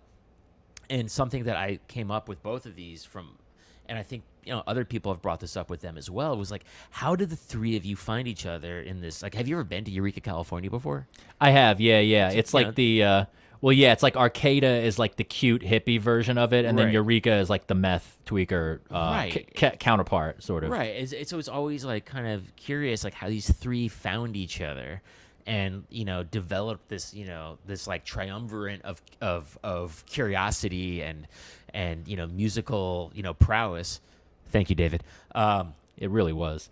But when Trevor talks about when he and Mike first became friends, they were just like two outcasts. He told me that the thing that they did, that they bonded over, was they would sit together at lunch and come up with names for everyone else in the lunchroom, and they had a name for everyone. It was like Shitty McFuckerson and stuff like that. Right.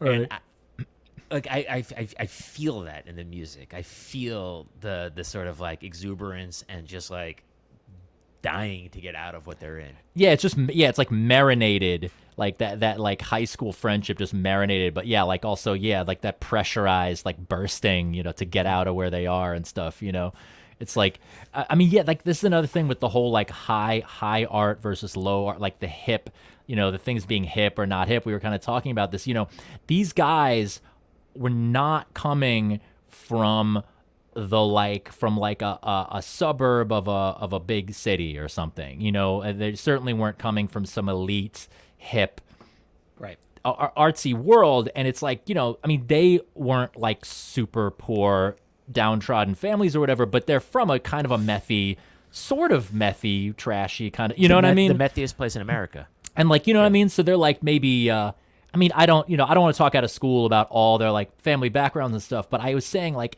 this to me has this vibe of like lower middle class American art. Like, what I mean? Like it doesn't, that's just like my image of like the vibe. Like it's not like some like lumberjack logger shit, you know what I mean? But it's like not some like bougie, like You know what I mean? It's like sort of like some small town America, like kind of Raymond Carver-ish kind of Right. kind of world. You know what I mean? And it's like, to me, that makes it kind of like there's something deep about that. That's where it's coming from. You know, Well, at the same time, and perhaps, Married with Children. Yeah. yeah, completely inconsequential to the music, perhaps, and inconsequential to this conversation, is that the drummer in Mr. Bungle, who was not the original high school drummer, but Danny Heifetz, is the grandson of Yasha Heifetz. Really? Yeah, like largely considered to be like the greatest violinist ever.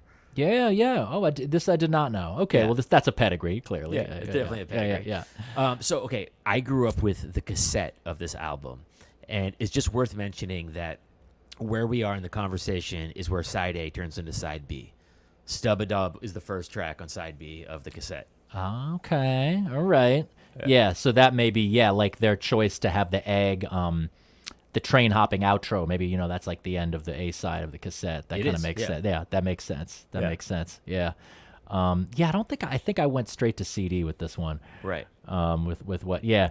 Stub-a-Dub, this was my favorite for a while. It's not my favorite necessarily now. I don't have a ton of notes on it. I'll say a couple things about Stub-a-Dub. One is that it's a song about Trey Spruance's dog. Yeah. And that's all I'll say. It's just kind of funny to me that they would use that as a song. Stub-a-Dub, to me at the time, always reminded me of Cirque du Soleil. Really? Yeah. Why so? I don't know. I think I went to Cirque du Soleil when I was 11, and I just like married the two in my mind. Word. But musically, it's one of the sickest songs on the record. Yeah. Yeah. Right. I think that's why I just loved it. And it wasn't like the subject matter or whatever, just the tunes, Right. Yeah, just that intro. That's what I'm talking about. It's just like beautiful chord progressions, beautiful melody, Mm-hmm. Zorn bought a B3 for the organ parts, I believe. Yeah, that's right. Yeah. Yeah, Did they really need a real organ for that? It's like, but Well, again, to go completely inside baseball on this thing, and again reveal my cards about how many times I've listened to this fucking music, I think it's worthy of mention that I can hear the leap from the first record to the second and third and now fourth record, where you could hear like the instruments they were using on the first record were like a bit cheaper than the instruments they're using later. Like you could hear that Trevor's playing an Ibanez bass through a PV, Yes. through a PV stack. You could hear that they're using a Casio keyboard and not a Kurzweil. yes, yeah.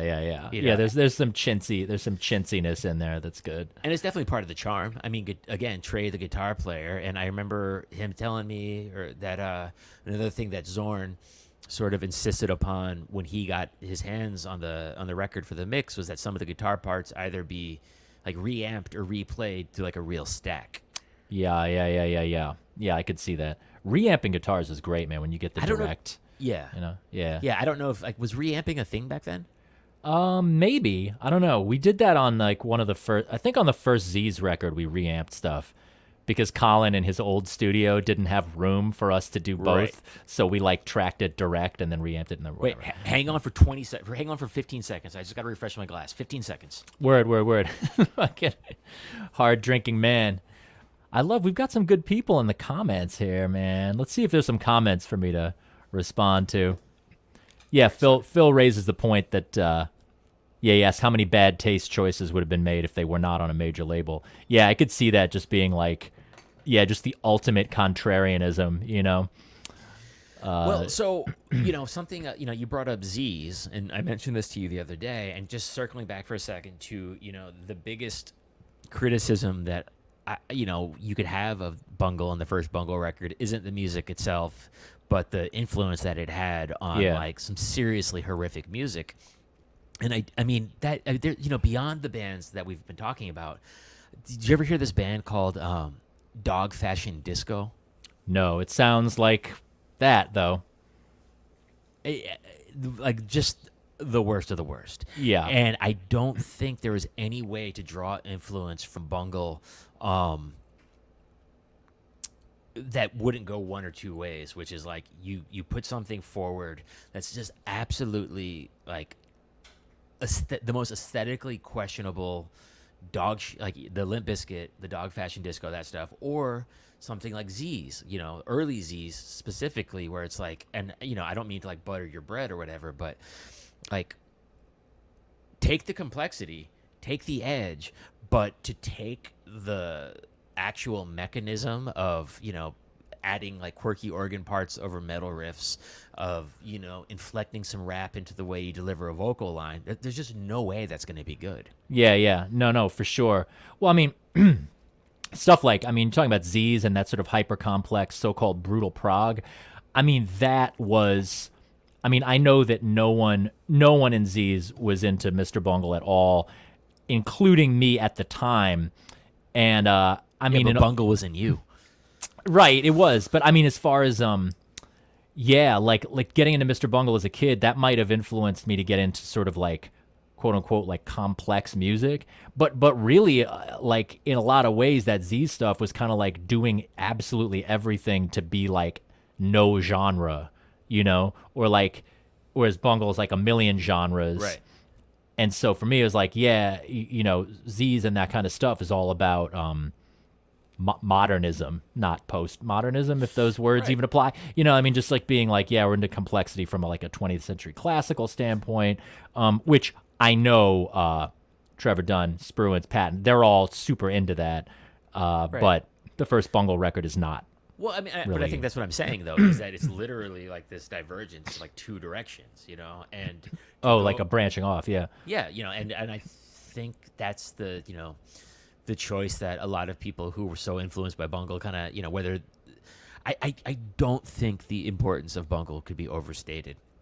And especially for people like us, you and I are both born, I think I'm like a month older than you.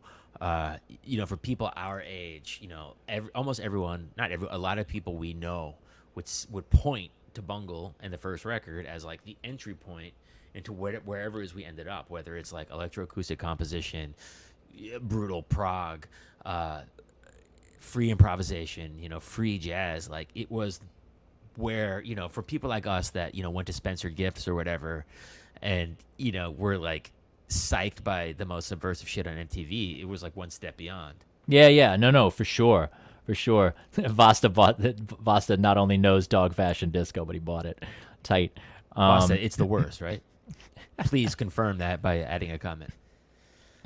Yeah, man, genres, dude. This is the thing. It's like, it strikes me differently. Like I said before, too, like Naked City, the genre hopping was such a chops tour de force. Bungle is not like a tour de force. It doesn't sound like executing a concept.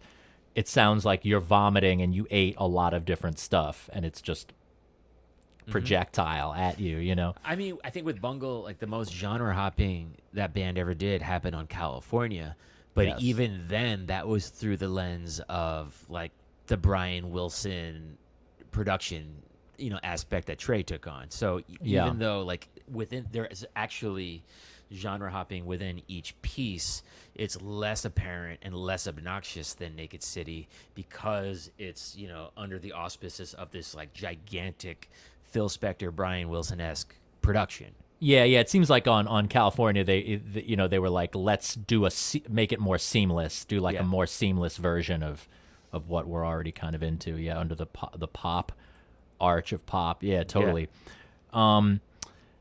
Yeah, man. My ass is on fire.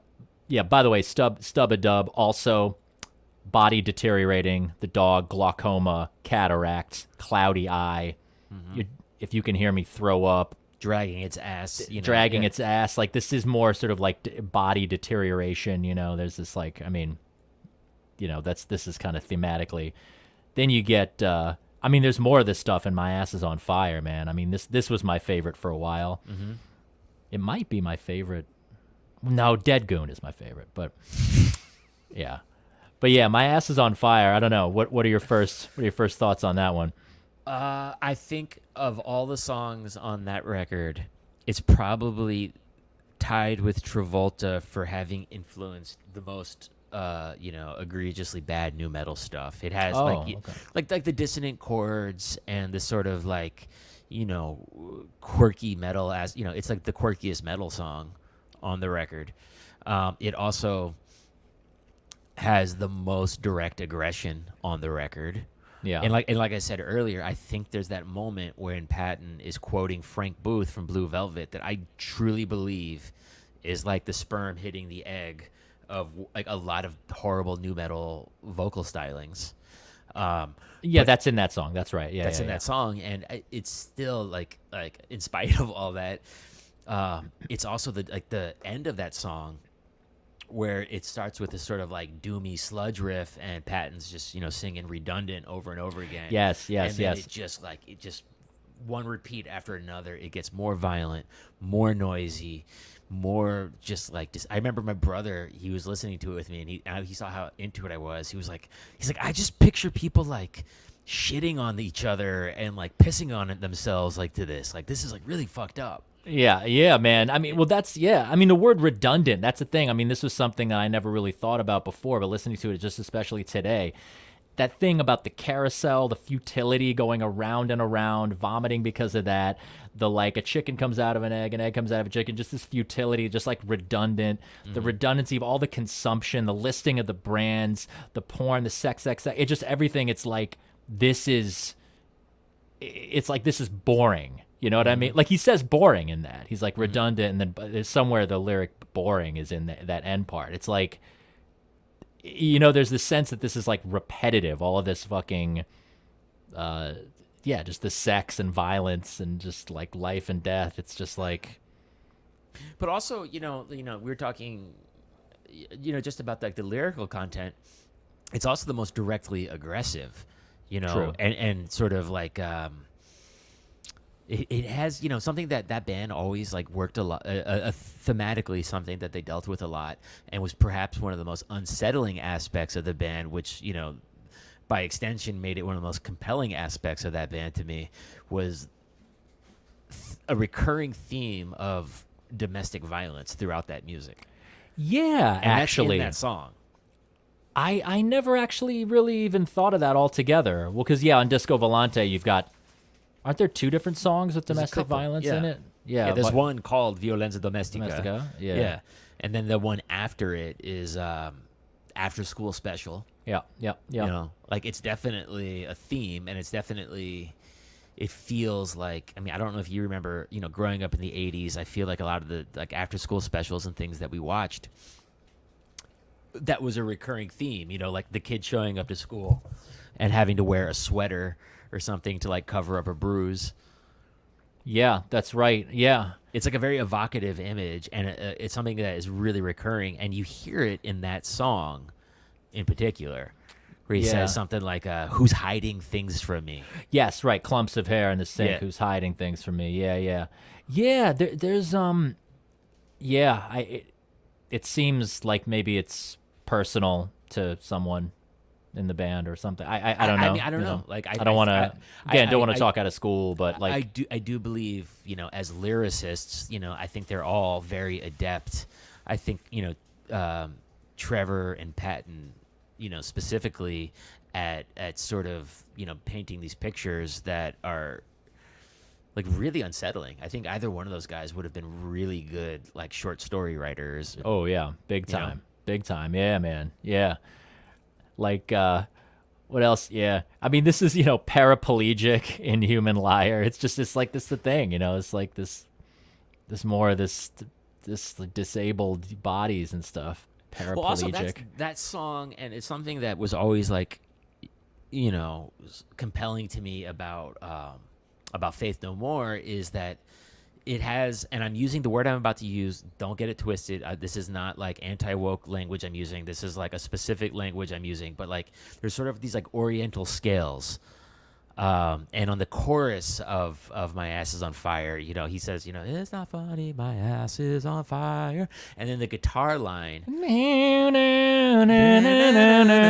Like it makes it even more uncomfortable to listen to. Yeah, definitely. That shit it's so melodically sick, man. Yeah, dude. But again, actually, that song is another one. Like you listen to the guitar parts specifically, and I can't see how someone would write these guitar parts, part A to part B, and how these would have been conceived of as a song for like a vehicle for live performance. It sounds like I know, like it's so abstract studio orchestrated. composition. It's so orchestrated. Yeah, I know it's weird to even like see any footage of them playing it live because you're like, oh, okay, that's what they considered the most salient parts to be. You know, it's Right, like, oh, even that's what just that's what the reduction was. You know. You know, not to go too inside baseball, but you as a guitar player, I'm sure can appreciate that, like, especially 30 years ago when people had rigs that had, like, 2-3 pedals in them, just, moment to moment going between clean and distorted was, like, kind of a challenging proposition. Yeah. People were not showing up with like pedal boards of doom, you know? Yeah. For sure. Yeah. So next up, as far as, so Girls of Porn, man, I have this kind of feeling the times I listen to this time that like the last 3 songs, Girls of Porn, Love is a Fist, and Dead Goon, I think are kind of like a trilogy. Not that they would be conceived that way, but there's this like progression that I see like sex-wise, where it's like Girls of Porn is like funny masturbating. Then you've got Love is a Fist is masturbating, but there's the Blue Velvet element and the like S&M element. And then Dead Goon, you've got full-on like, autoerotic asphyxiation. So this is why, I don't know, to me, like, I feel like Dead Goon, it really is like leading up to Dead Goon. I'm not saying they wrote that song first. Maybe they wrote it last. I don't know. But just the way the album unfolds, to me, I feel like that's like a triptych of sex at the end, you know? You hear Love is a Fist as a masturbate, like a fist? Yeah. He's like... I've never heard it that way. Yeah, well, I mean, I heard it as fisting always. I mean, yeah, like I heard it as fisting, like first and foremost, but I always heard it as domestic violence. Yeah. No. I mean, I heard that as S&M and / domestic violence, but there's like what is it? Like I can feel my heartbeat, like in my yeah, maybe not. I'm gonna pull the lyrics up right now, but yeah. But let's go back to the Girls of Porn because I do think as a song. Did you ever see Mr. Bungle live? I mean, I saw them on the Disco Volante tour, which was twice. the best one. That was, I saw them with Dillinger Escape Plan opening, and I had never heard Dillinger Escape Plan at all. And dude, I saw that live playing Calculating Infinity, and I looked over at Kim and just kept looking back at the stage, and I mean, we were just like, are you seeing what I'm saying? Like, yeah, shit is different now. I remember. Well, yeah, let's take a pause for a second on that because I saw them on Disco Volante tour. I saw them 3 or 4 times on the California tour, and then I saw them most recently, last year with Scott Ian and Lombardo. When they brought Dillinger Escape Plan on tour for California, that was a moment that changed me forever. Oh, that was that was on the California tour. Right. On the Disco Volante tour, they brought Melt Banana, which was also which is also like, what the fuck is this? But yeah. I've talked about this publicly before, but when Dillinger first, like when the concert started, and the music was so loud and like white noise and aggressive, and they had a strobe light going. And within like 30 seconds, it became like clear to me that if I didn't move out of the way, Ben Weinman's headstock from his gonna hit in my fucking forehead. Yeah. It was like, oh, this is what I want live music to be. Yeah, for real, dude. For real. Like real danger. Real fucking danger. Yeah. It was crazy that they could even nail that stuff while going that crazy. Yeah, man. But yeah, so back to the Girls of Porn. Oh, wait, one thing. You are breaking up a little. I don't know if it doesn't really, it's not sound killing. Or video or both. Yeah, just a little glitchy. Okay. It's not killing the vibe or anything, but okay. But wait, so Girls of Porn. Sorry, go ahead. Easily the most like the song that gave jocks the most fuel. Yeah. And every time I ever saw Bungle play, there was always some jackass or a group of jackasses screaming out, "Play Girls of Porn." It's really dumb. It's a very dumb song. But like I said, I do feel like there's the American Psycho and the Marquis de Sade, the thing of listing all the options. I took something deep from that this time around. I laugh now. I didn't used to laugh. like that was the song where I could see back in the day. I was like, I get why this whole band you consider this stupid. Like I get why you're not interested in looking any further. I gotta say though, I think it's his yeah. That's actually laugh out loud funny to me this time around. Like just the sarcasm of like, you know what I mean? And also like, you think about like we all had dumb jocks in high school, whatever. By the way, no offense to athletes. I've become something of an athlete myself, but you know what I mean? Meatheads. Yeah. We all had meatheads in high school, but you got to figure where they were at. You got to figure how meatheaded the meatheads were. I mean, they must have been. The kids that bullied them must have been like from an 80s movie, like just the classic, just like absolute Neanderthal.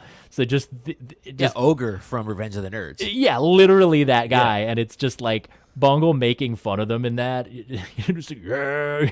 It's just like fucking, I mean, the first line is, okay, all you pus-sucking motherfuckers out there, win a chance to butt bang your daughter's tight virgin cherry ass to call her number 666.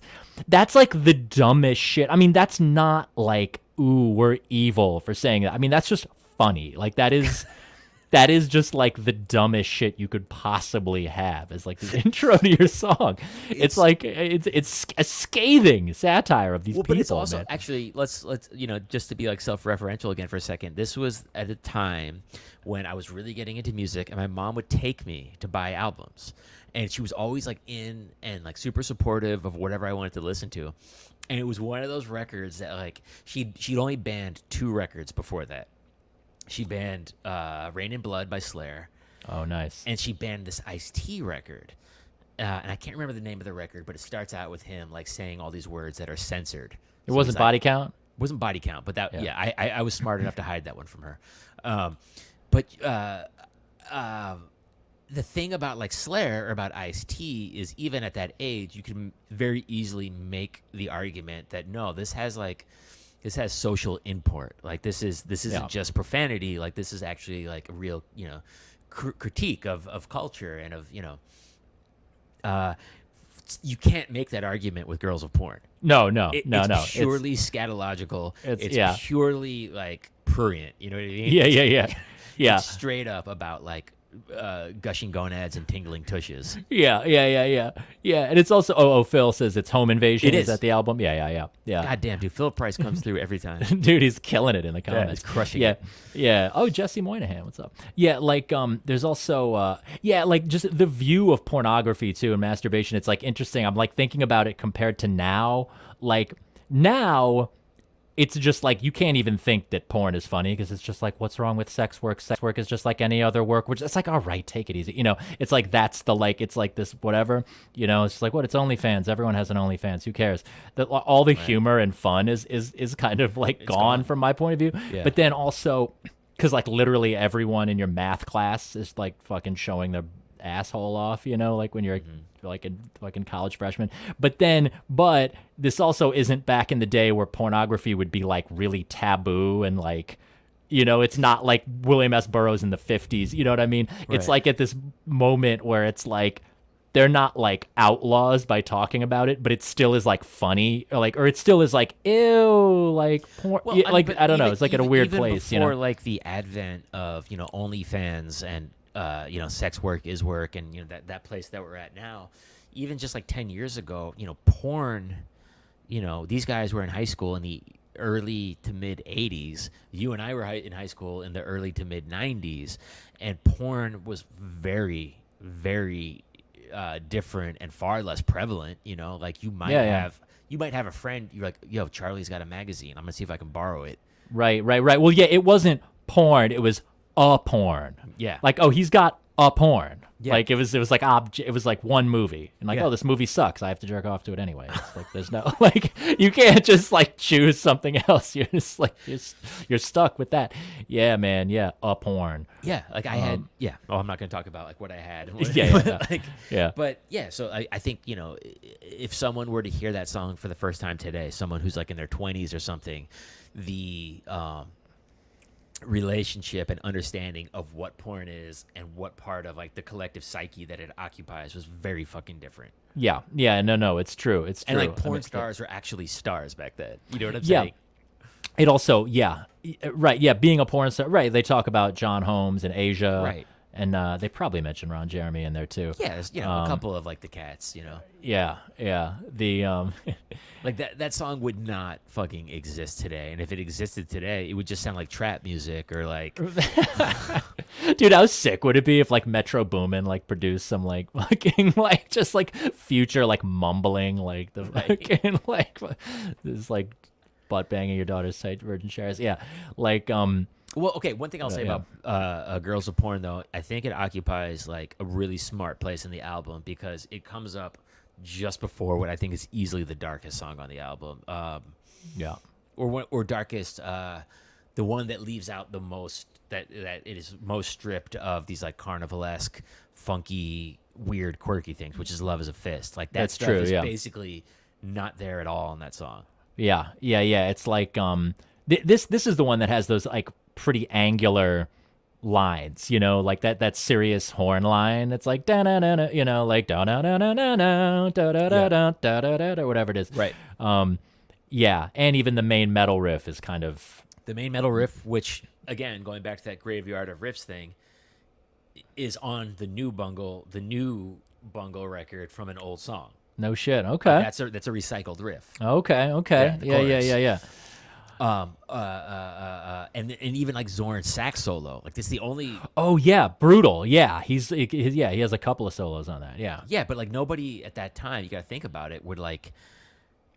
Think about how many times you've heard Zorn or any other like epic, sax blower play something like that. You're just like, oh, that's what that is. But being like, imagine you were in 1991. And you're like a high school student and you heard that sound. Like, that's not, you wouldn't even know it was a saxophone necessarily. Yeah, no, totally. Zorn, man, not to state the obvious, he has such a distinctive style, even just blowing, even just doing random skronky shit. It's like, it's really a very particular bad vibe, like in a good way. Like, I mean, it's not like, it's like spiritual uplifting. It's just like, like, it's and very nasty. Within that, it's like super articulate. Yeah. I mean, it's really masterful. It's really Every little like articulation is just like da da da da da da. And even definitely more so back then. Like Zorn, the sax player, at that time, late '80s, early '90s, was like an absolute shred master. Yeah. Yeah, he was at the top of his. Yeah, he was like just starting to do Masada and stuff. Yeah. So that song, "Love Is a Fist," like more than any other song on the record, just has like an overtly bad vibe. Yeah, totally. And then and at the end, man, I had sort of commentary on the like. So I don't consider this cringe, but I consider it really dated. The sample at the end of "Love Is a Fist," where it's like that whole thing from the Mr. Bungle. Wait, this is the one. Yeah. It's like that thing from like, the puppet show. The puppet show. Mr. Bungle says to wash your, or whatever. Right. It's like, don't be like Mr. Bungle. It's like some movie from the 50s for kids, of like how to be a good boy and comb your hair and shit. I feel like that to me is the most dated thing on the record in a way, because to making fun of that kind of moral hypocrisy, like, you know what I mean, like making fun of that like Leave It to Beaver 50s idyllic thing, that's like so over now. Like that's not, do you feel what I mean? Like that Leave It to Beaver, like be a good boy, and like, like that's like not even something to make fun of now because it's like 2 generations ago. I mean, it was definitely like you remember Bob Dobbs? No, who is that? The Church of the Subgenius. Oh, I've heard of that, but I never. I mean, it was definitely on like some Bob Dobbs shit, like like the again, like the Leave It to Beaver guy with a pipe, juxtaposed with these really like subversive elements. Yeah, and it was I think that was very clearly an early '90s vibe. That's what I'm saying. It's like Ren and Stimpy is like very much on that, like making fun, because like their parents, that generation, it's like their parents were the like Korean war vet who's just like, what you have to do is like, be, it's like white guy with the hair comb, Yeah, so that's like that's no longer a hypocritical thing to like poke holes in and like show the dark underside, But again, that thing you just mentioned, the dark underside, again, the world of David Lynch, specifically Blue Velvet, is just all over that record. It's And that's what Blue Velvet is. And it is like, definitely. It's that to the core, yeah. Perhaps one of the most alluring aspects of that film. And, again, maybe that's like a dated idea now. Maybe no one needs to recreate that again because that's, it's pretty well-tread, territory. Yeah. But the tone of, when you watch Blue Velvet, the opening sequence is the sound of the radio playing in Lumberton. Yes, that's right. And there's birds chirping, and it's this like idyllic scene, and then Jeffrey stumbles across the ear in the grass. Yeah. It's well, that, they're using this like juxtaposition that is well worn. Yeah, no, they're coming out of that era for sure. What a Gloghead says that the Mr. Bungle thing is from the Pee Wee Herman show. Is that right? Because then Pee Wee Herman used it, but it was created well before that, I think. Right. Well, so Pee Wee Herman is like another perfect example of that making fun of the 50s, dark underbelly of the 50s, like from that time. Yeah. Yeah, I can think of the kind of hypocritical stuff that they're going to make fun of from our time in the future, but let's not get into it. Let's see what we like. So yeah, I mean, then you got Dead Goon, right? Okay, so let's start. And you sort of alluded to this earlier. I think Dead Goon is without question like it belongs as the last track because it is. If you had to pick one track, it's the track. Yeah, without question, it's all there. Yeah. Yeah, and it's a true story. I mean, I guess it was a cognitively disabled. Wait a second. I got it. So I texted Trevor about 15, 20 minutes ago when we were talking about Carousel, and I asked him who wrote the lyrics to Carousel. Patton. Oh, interesting. Okay. Dude. Yeah, so I mean, hey, I mean, we knew Patton was smart. I'm saying it's just it's just crazy how the genius is just like distributed among these guys. Yeah. It's weird how like I don't feel weird or reserved about just like dick riding for Trevor just because he shows me so much respect on my shit that I like don't feel I don't know. Normally I feel weird like riding a dude's dick this hard, but it's kind of just fine with me. I don't know. It's like Trevor. Childhood hero, man, Dude, in a way. I love and adore Trevor so such a good deeply. guy. Dude, he played at my fucking wedding. I didn't know that. You know what I'm saying? Like, that's fucking Zorn did too, right? It was Zorn and Trevor. Yeah, it was but I mean like Trevor is just the deepest. Yeah. I cannot. I mean I told him this to his face, so I don't have any problem. But Dead Goon is no, I'll say this also is that when I was in high school, my instrument was the electric bass. I remember that. And that song, if you're a teenager playing an instrument and you're listening to the records that you love to better understand and better learn your instrument, and you try to figure out a song like Dead Goon, you've got your work cut out for you, and you're probably going to fail. That line, I mean, yeah, I know Trevor gets sick of teaching people that line or explaining it. Yeah, it's like a line that starts off with like a leap of an octave, and then it kind of gets the intervals close in until it closes in around the middle note, right? It's something like that. It's like the intervals start at an octave, and then they get shrink down. It's the weirdest. Well, so I heard Trevor say that it was the drummer, Danny, wrote that bass line on a piano with two fingers as far from each other as possible. How interesting. No shit. Yeah. Very collaborative group, this fucking band. But yeah, I mean, and it's like, that's like this crazy, like progged out, funky melody, bass line. But then you've got that like just beautiful Patton, like, na, na, na, na, na. That's the feeling. Da, da, da, da, na, na. That's like a beautiful melody, I mean, that's like really like just so.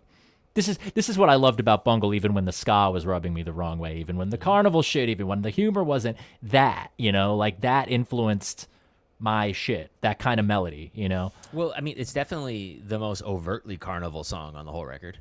Yeah. yeah, that down, don't. Yeah, Yeah. for sure. But right, so I mean, like, I guess maybe same. I wonder if the people in the comments are just like such Bungle fanatics that they like know this already, but more people will watch this. Like, like that song "Dead Goon" is like it's a true story about. Did we say this already? Whatever. You said It's like, yeah, I didn't know that though. well, yeah, I guess it was like this kid was like the son of the landlord or something. That one of them was living at some place, like right after Right. high school or something, and yeah, and the landlord would send this disabled kid. See, man. Well, so okay, so It's like you're actually not supposed to say disabled. You're supposed to say a person with a disability. or differently abled, but there's Do they still do that? I don't fucking know. There's the one lyric from that song that was the most mysterious to me in high school, and I guess continues to be like the thing where is sex. There's no such thing. I was going to say, man. But so wait, but just to finish the thing, I mean, so this kid, this mentally retarded kid, he hung himself while masturbating because he was an asphyxiophile or whatever. But yeah, the last line, sex, there's no such thing. Dude, I What is mean, that? well, this is, I mean, first of all, it's like after this trilogy of sex songs, Right. Girls of Porn, Love is a Fist, Dead Goon, getting darker and darker. And then the last thing is sex, there's no such thing. I heard that, well, this still doesn't explain anything, but I was reminded of this quote. The quote, it's like falsely attributed to Oscar Wilde and then also sort of falsely attributed to Freud. I guess no one knows who said it, but the thing of like everything is about sex except sex itself. It seems very Freudian or whatever, and Yeah. especially since the song is Oedipal. Well, yeah, no, dude, we're not even saying the whole story. We're not even saying the whole story. The kid hung himself with his mother's underwear. Okay, that's okay. So that like literally happened. Okay, so this is why I feel like, and they knew this kid. I really think that maybe I'm just overly bleeding heart for these cats, but I really feel like that traumatized them a lot. Like, I really think it's like, I think that fucked them up, dude. Like, I don't know. Yeah, I mean, if that's true, yeah, absolutely. Like Just even knowing someone where that happened, even just being around that, I mean, I knew a kid in junior high that hanged himself, Yeah. and I still think about him to this fucking day. Yeah, man. It, Dude, it's yeah, dark. Yeah. Yeah, Yeah. It's fucking a rope in mommy's underwear, a rope in mommy's underwear. hanging on, letting go. Yeah, dangling to and fro. I mean, this is like, yeah. Well, actually, the last line is "Don't tease me." I mean, it's so there's like, to me, "Don't tease me." He said to me that's sort of exhibiting a little bit of compassion for this kid. You know what I mean? Because they've had all this stuff about freaks and like like the freak show and whatnot. But this is kind of like there's this thing of like, oh, the kid got teased. Maybe they relate to this kid being outsiders to a much lesser degree. Themselves or whatever. I'm still thinking about this sex. There's no such thing because it's a lyric that appears earlier in the song too. Yeah. And the lyric is sex. There's no such thing. All that's left is laughing, choking, laughing. Right. I don't know. Yeah, I don't know. You know what? It just occurred to me is that this record is almost you know the movie Gummo? Yes. Yes, I do. It's like fucking Gummo. Yes, it is. Yeah, it's very much. Yeah, dude. It's like that lowbrow. But see, that's an example though. Like guy like Harmony Korine, it's just like, oh, I want to do like the most lowbrow shit, man. Just scum. But it ends up being high art, highbrow, because it's just the sensibility. Who's doing it is like art world type people. But this shit is actually that. Like, But I think like the aesthetic devices that they use on the record, whether it's ska or funk, kind of prevent it from existing in that world. Harmony Korine makes a movie like Gummo. Well, it's still starring Chloe Sevigny, and it's like that. It kind of looks like an American Apparel ad or whatever. Exactly. It's yeah, like it's like a very exotic. It's like poverty porn almost. Yeah, and the like and the whole and like the music in it is like Burzum, I think, or something, right? It's just Right. like, ooh, like it's like bottom of the barrel, but like that's not, you know what I mean? That is art world shit, actually. It's like, yeah.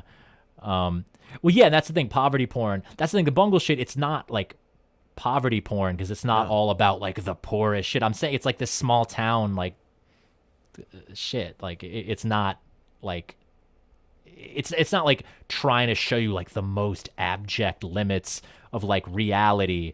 It's got I mean that the Gummo shit is pretty exploitative. You could say Dead Goon is exploitative too. I mean, it sounds like they had a certain close relationship with the kid. That's the thing. I really want to find out more about this. Yeah. But this is the thing, goon, calling the kid a goon. Like that's so like disrespectful, but then there's like don't tease me. There's like that sympathy there. Like, you know what I mean? Yeah. Yeah. It's definitely, I think, oh, wait, no, because I was asking you the other day, probably my favorite part on the whole record is after Dead Goon ends. Oh, yeah. And then they tag this thing on the end that I've never been able to find out what this music at the end is. And I, like you said, like I don't think it's one piece of music. I feel like it's a collage. It is a collage for sure, There's like a waltz and there's like really beautiful kind of like string section. Yeah. I searched I searched that today, like what's the music for Dead Goon, and like there's like a question on Reddit, and like someone answered it, but it was a composer or something I had never heard of or whatever. I mean, we could like look it up, but they were only named one of the things. I always heard the way that music works, not just the sound of the music, but where it falls on the record, especially after like the full arc of Dead Goon itself. I always heard that music as like what you hear as you're approaching the afterlife. Right. I could see that. Yeah, that definitely. Sort of like shimmering, peaceful nostalgia that it has. Yeah, totally. Yeah, it's like death, ascension of this child. I was saying when we talked, I for some reason I always heard it as like it reminded me of the end of The Shining for some reason, where it's like where they show Nicholson in the picture, and it's like he's like, you were always here. You were always here, like you've always been in the picture and stuff like that. I don't know, somehow that like kind of struck me as this kind of, which just to me, I don't know, it gave it more of this like claustrophobic like world vibe. Like the whole record, it's just like a realm. It's this fucking realm. It's like, it's sort of a journey. Like I was saying, those last 3 songs are kind of a progression, like kind of, but to me, the overall experience of the thing is just being trapped in this fucking hell world, like. Well, and I think it's like very clear what the intentions and motivations were. It was always meant to be this disgusting, grotesque thing. I mean, even like if you look at the live performances, and Patton's wearing, a fucking bondage mask, and they look like disgusting. The whole thing, you're not supposed to like sing along with it. You're supposed to be repulsed by it. Yeah. And there's still kind of, this is the thing, like singing about clowns and vomit and et cetera, like that's not so gross anymore. But even Patton's choice, like he's gotten all kind of like tasteful and suits and a little bit ironic, like fake Guido, but still, like handsome man, like not being gross. Yeah.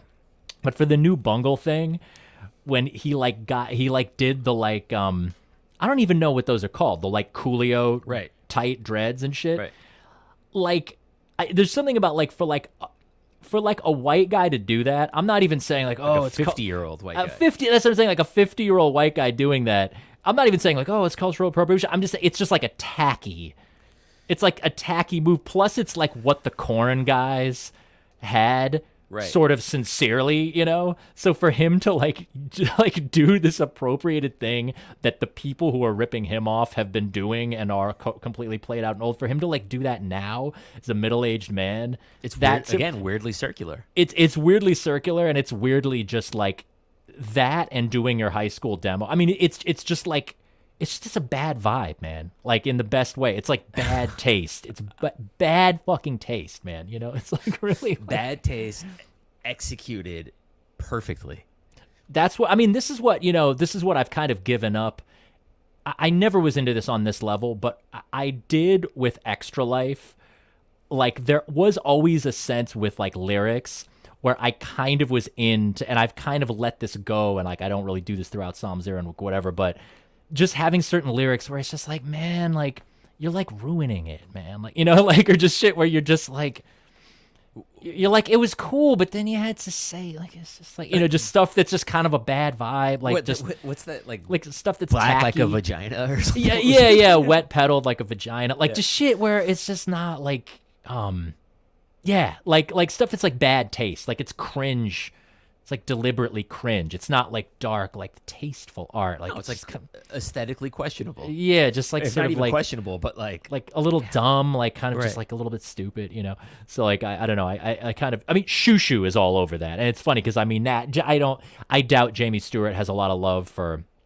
I doubt he has a lot of love for Bungle. Maybe I'll bet he does. You think he does? I mean, he does. I mean, because he's definitely on the lyrical vibe where you're just like, dog, like why? You're like. You're singing a song about like incest that's a true story, but you're talking about GameCube and like Nintendo and shit. Dude, Like, it's just like, wait, real what quick, are you doing? Jamie. I've never met do. Jamie. Yeah, he was on the live stream. Yeah, Like the Shoo Shoo is one of few bands that I've listened to where I'm like genuinely uncomfortable listening to it. Oh yeah, dude. Like he nails that thing. That's genuinely uncomfortable. Oh, dude. But I remember 10,000 years ago or something when I first started hearing about Shoo Shoo. I read an interview with him I think in Tape-Op, and he's I think the same age as us. Oh, he's older, Roughly. man.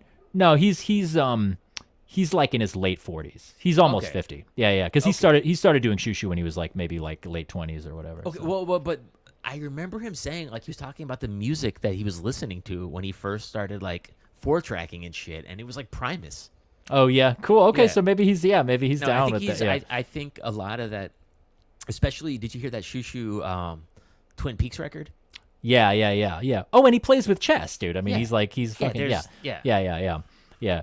But of course, he's a lot more though. The overall effect is it does end up being high art a little bit more. Mm-hmm. I guess that might also be I mean, positioning. Like I think he. Yeah. I don't think, and maybe I'm completely off base on what I'm about to say, but I don't think Bungle ever had to position for that high art thing because they were signed to fucking Warner Brothers at age 22. Well, that's the thing. That's part of the awesome tackiness of it. Right. You know what I mean? That's the thing. Yeah, like if you were getting $100,000 to make your record, why would you need to fucking rub elbows with some nitwit with fucking Calvin turtleneck? Johnson? Right. yeah. It's like, could you imagine? Could you imagine Bungle being like, "Yeah, we're playing this house show. It's like with these K records, it's kind of tweep, kids." Or like but trying to get they booked might at, like, they might like us, Or trying to get booked at like Art Basel or something. yeah, right. Or going to the high. Yeah. Why would you need to even pretend like that world matters if you're already like beat them at the fucking No, for sure. Also, that's Jamie's gay or queer or whatever. I mean, like Bungle are like the least gay dudes ever. I mean, they're just like meat and potatoes, like heterosexuals. It's just funny. I don't know. All right, so we covered all the tracks. I think we covered all the tracks, man. I mean, I'm trying to think of like what points. Yeah, what points did I not make, man? Well, what did we learn? Let me pull up my notes that I made. I mean, I said all of this, man. I said everything. Yeah, I think a big part of I keep coming back to like what's yeah. Vasta says that Shoo Shoo and Mr. Bungle, it's the same vibe as diving into dissection. Yeah, you ever fuck with dissection, Jeremiah? Mm-hmm. Yeah, I'm a fan for sure. But I guess actually, I'll leave on is as I said earlier, and as people like us have been saying for years, Bungle being this like entry point into this whole world of music, whether it's like deep diving into soundtracks and like listening to fucking Ennio Morricone and Bernard Herrmann, or whether it's getting into the world of like Tim Byrne and like really smart atonal jazz. I don't know that I would have gotten like if Disco Volante was the first thing I had heard. I don't know that I would have entered into that world so eagerly. I think the fact that the first record is so cartoonish and it is so sort of lowbrow and childish in its, or seemingly childish in its sense of humor, I think was really inviting to a 12-year-old. Yeah. I mean, Yeah, for sure. I even though I was like totally amazed by that record, when I first bought Disco Volante, I was like, what the fuck is this? Like, I wasn't sure. I didn't like it or dislike it. I was like, I don't I don't know what that was. Right. And Disco Volante, we briefly acknowledged it at the start of this conversation, but like that's the record. I know. I mean, that is actually the best one of their records, Yeah. but it's just sort of we were talking about doing Disco Volante for this discussion, but I really wanted to do the clown one because it's just because just to me that's the one that needs the pitchfork reevaluation. You Totally. know, that's the one that needs you know what, guys, it's actually not dorky. I'm like, I told you. I don't think. I mean, I not that I don't think. I know Pitchfork doesn't have the stones to deal with something like this. You know, Pitchfork does not have the stones. Well, they'll follow, dude. They will follow when Patton is on Red Scare next month. I mark my words, dude. Mark my words. Yeah. I was sorry, no, go ahead. No, go ahead. No, I was gonna say, like, I'm just interested in just like what's considered dorky versus what's considered hip or whatever, you know, at different times, the thing with like Bungle ripoff type bands or like anything that came after that is that that kind of goofiness, the dorkiness, it sounds like nice guys. Bungle, they sound mean. I mean, they're like dorks, but they do not sound like nice guys on that record. Like, they sound like assholes. You know what I mean? Yeah. Like, to me, I mean, you know, they sound like the bullied kids. They sound like music dorks, but like they don't sound like, you know, like they don't sound like it's. Dude, I know Zappa. I never got it. I never got into Zappa, man, because to me that sounds like, I mean, there's nothing wrong with being a nice guy and a dork. I mean, you know what I mean? But it's obviously that music always sounded to me like genuinely sleazy. Like Zappa? Like the Bungle stuff never, even like Girls of Porn doesn't sound sleazy to me in a way that Zappa always sounded sleazy. Like genuinely sleazy in a way that would make me not want to be around it. Interesting. Okay. That's never how I really heard Zappa, but honestly, I haven't even like spent time trying. I haven't much either. I haven't even tried. Yeah. It's one of my many blind spots, and it's one. I have to be honest. I don't think it's a blind spot that I don't foresee myself looking to rectify that. I know it's like at this point, but yeah, no, like Bungle. I'm not saying that it sounds like they are actual psychos or anything like that. It doesn't sound like they're actual like rapists or whatever pervs, but it sounds like they sound like dicks. Like it's like legitimately negative. Like there's like a coldness to it. You know what I mean? There's like a cold. Patton's cold, man. I don't know about as a guy, but just as a musical persona, like just the whole thing. He's very guarded. Like you don't really know who that guy is. The guardedness of it, the like theatricality of it is just really. I mean, I don't know. Yeah, you feel like you don't know him. There's an absence to it. As a listener, like I don't, there's not many instances of his recorded output where you feel like you kind of know who the guy is. And I think something that I'm enjoying now is that like he did this record a year or two ago with Jean-Claude Vanier, who is the arranger for Serge Gainsbourg. Oh, wow. And from what I can tell, it's the first record where I think he's actually, I'm hearing this. I don't know if this is true or not.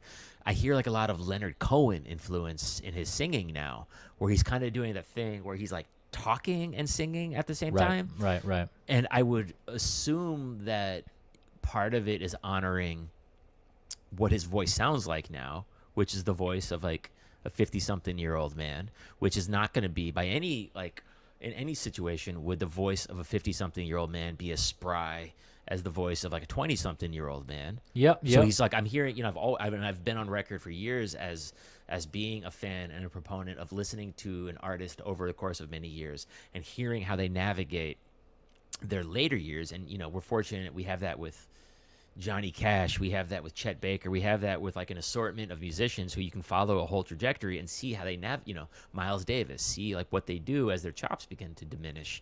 And like I hear Patton now sort of developing a new set of chops that, like I said, I hear like Leonard Cohen in it. And for me, within that, I sort of hear, I'm like, for the first time, I kind of feel like I'm hearing who that guy is a little bit. Yeah, it'd be interesting. I wonder if maybe I wonder if just the physical changes that you undergo in like late middle age, if that will actually have a spiritual or I think so. Like you're saying, like you're already hearing more of him. Yeah, what he's having to do with his voice is actually bringing out different emotional I qualities. think, you know, to come across as like a total like Patton fanboy, like I think he made this record like 15 years ago called Peeping Tom that I feel like was sort of like I don't like that music at all. I find it utterly repellent, to be honest with you. Yeah, he's done a lot of stuff that is no good. And that record to me feels like the death cry of that young man. You know, it's almost like I got to try one more time to do this like super young project because, you know, the next horizon is going to be not that. It's going to be the sound of someone entering middle age and so on. Yeah.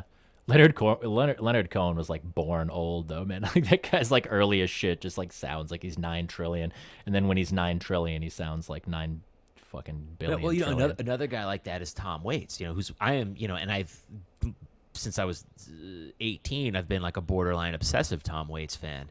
And you could say all fucking day long that guy doesn't have a good singing voice, but what he does with his voice, like, forget it. You know, that's not. Man, have we never talked about him? I am so not into Tom Waits, man. Really? Like I really do not. Well, like Tom Waits. let me guide you to the light, because just like Patton, he's got a world of music that is so all over the place, and there's a lot of it that I'm not into. But Tom Waits is easily one of my most important guys. Next time we hang out in person, who are your guys? Who are you guys? Who are your guys? Dude, I saw Marin at the Comedy Store, man. What, recently? Dude, you want to talk about repellent? I despise. Anyway, yeah. It was literally like everything that is wrong with like libs. It was just he's like bad. It was like lib hegemony, just smothering. Anyway, no, he's bad. He's the fucking enemy, dude. Yeah, he's taken this. I'm shocked at like what an about face that guy has done, or maybe like an about face that I've done. Well, yeah. But we change, the world changes, other people change the configurations. Pretty soon you're looking at that shit is so cringe though. It's no good. But yeah, man. Maybe we did it, man. Maybe 2.5 hours. Jesus Christ, this was 2.5 hours. Maybe 2.5 hours of Bungle, man. I think maybe we laid it down. What about people in the comments? Is there anything we left out, or that we should? No, we did it. I think we basically we addressed everything that was people are just saying great cool shit. No one's asking really like questions or anything. I mean, who are we to answer any questions? This is literally two fucking dorky music fans that No, I love answering questions, man. It like engages the community. Word. All right. Well, thanks everyone for stopping by. And I will try to get into Tom Waits, man. I'm always down to get into stuff that I've hated my whole life. I'll get into Zappa, dude, if it happens. I don't see that happening for myself, but there's nothing better than being proven wrong about music. Yeah. There's so much stuff. I don't even want to go down the list, but there's so much stuff that I like, contemporary stuff that I hated when I first heard 7 years ago, and then I check out their like 5th album this year, and I'm like, this is brilliant, you know? I'm going to say one thing, which is I'm going to give you one Tom Waits song to listen to, and if you don't get hooked on Tom Waits from this song, then I guess like there's no hope. Okay. And you guys in the comment section who like Tom Waits, let me know if I'm off base. Dirt in the Ground. Okay. Listen to Dirt in the Ground by Tom Waits. I'm going to listen to Dirt in the Ground. I'm with it, dude. I'm going to check it out. I trust your taste. Obviously, we have the exact same taste for the most part. All right. Good night to everyone. Good to hang, Jeremiah. Let's do more streams. Yeah. We're going to do it. Yeah. Peace, All man. right, peace and love.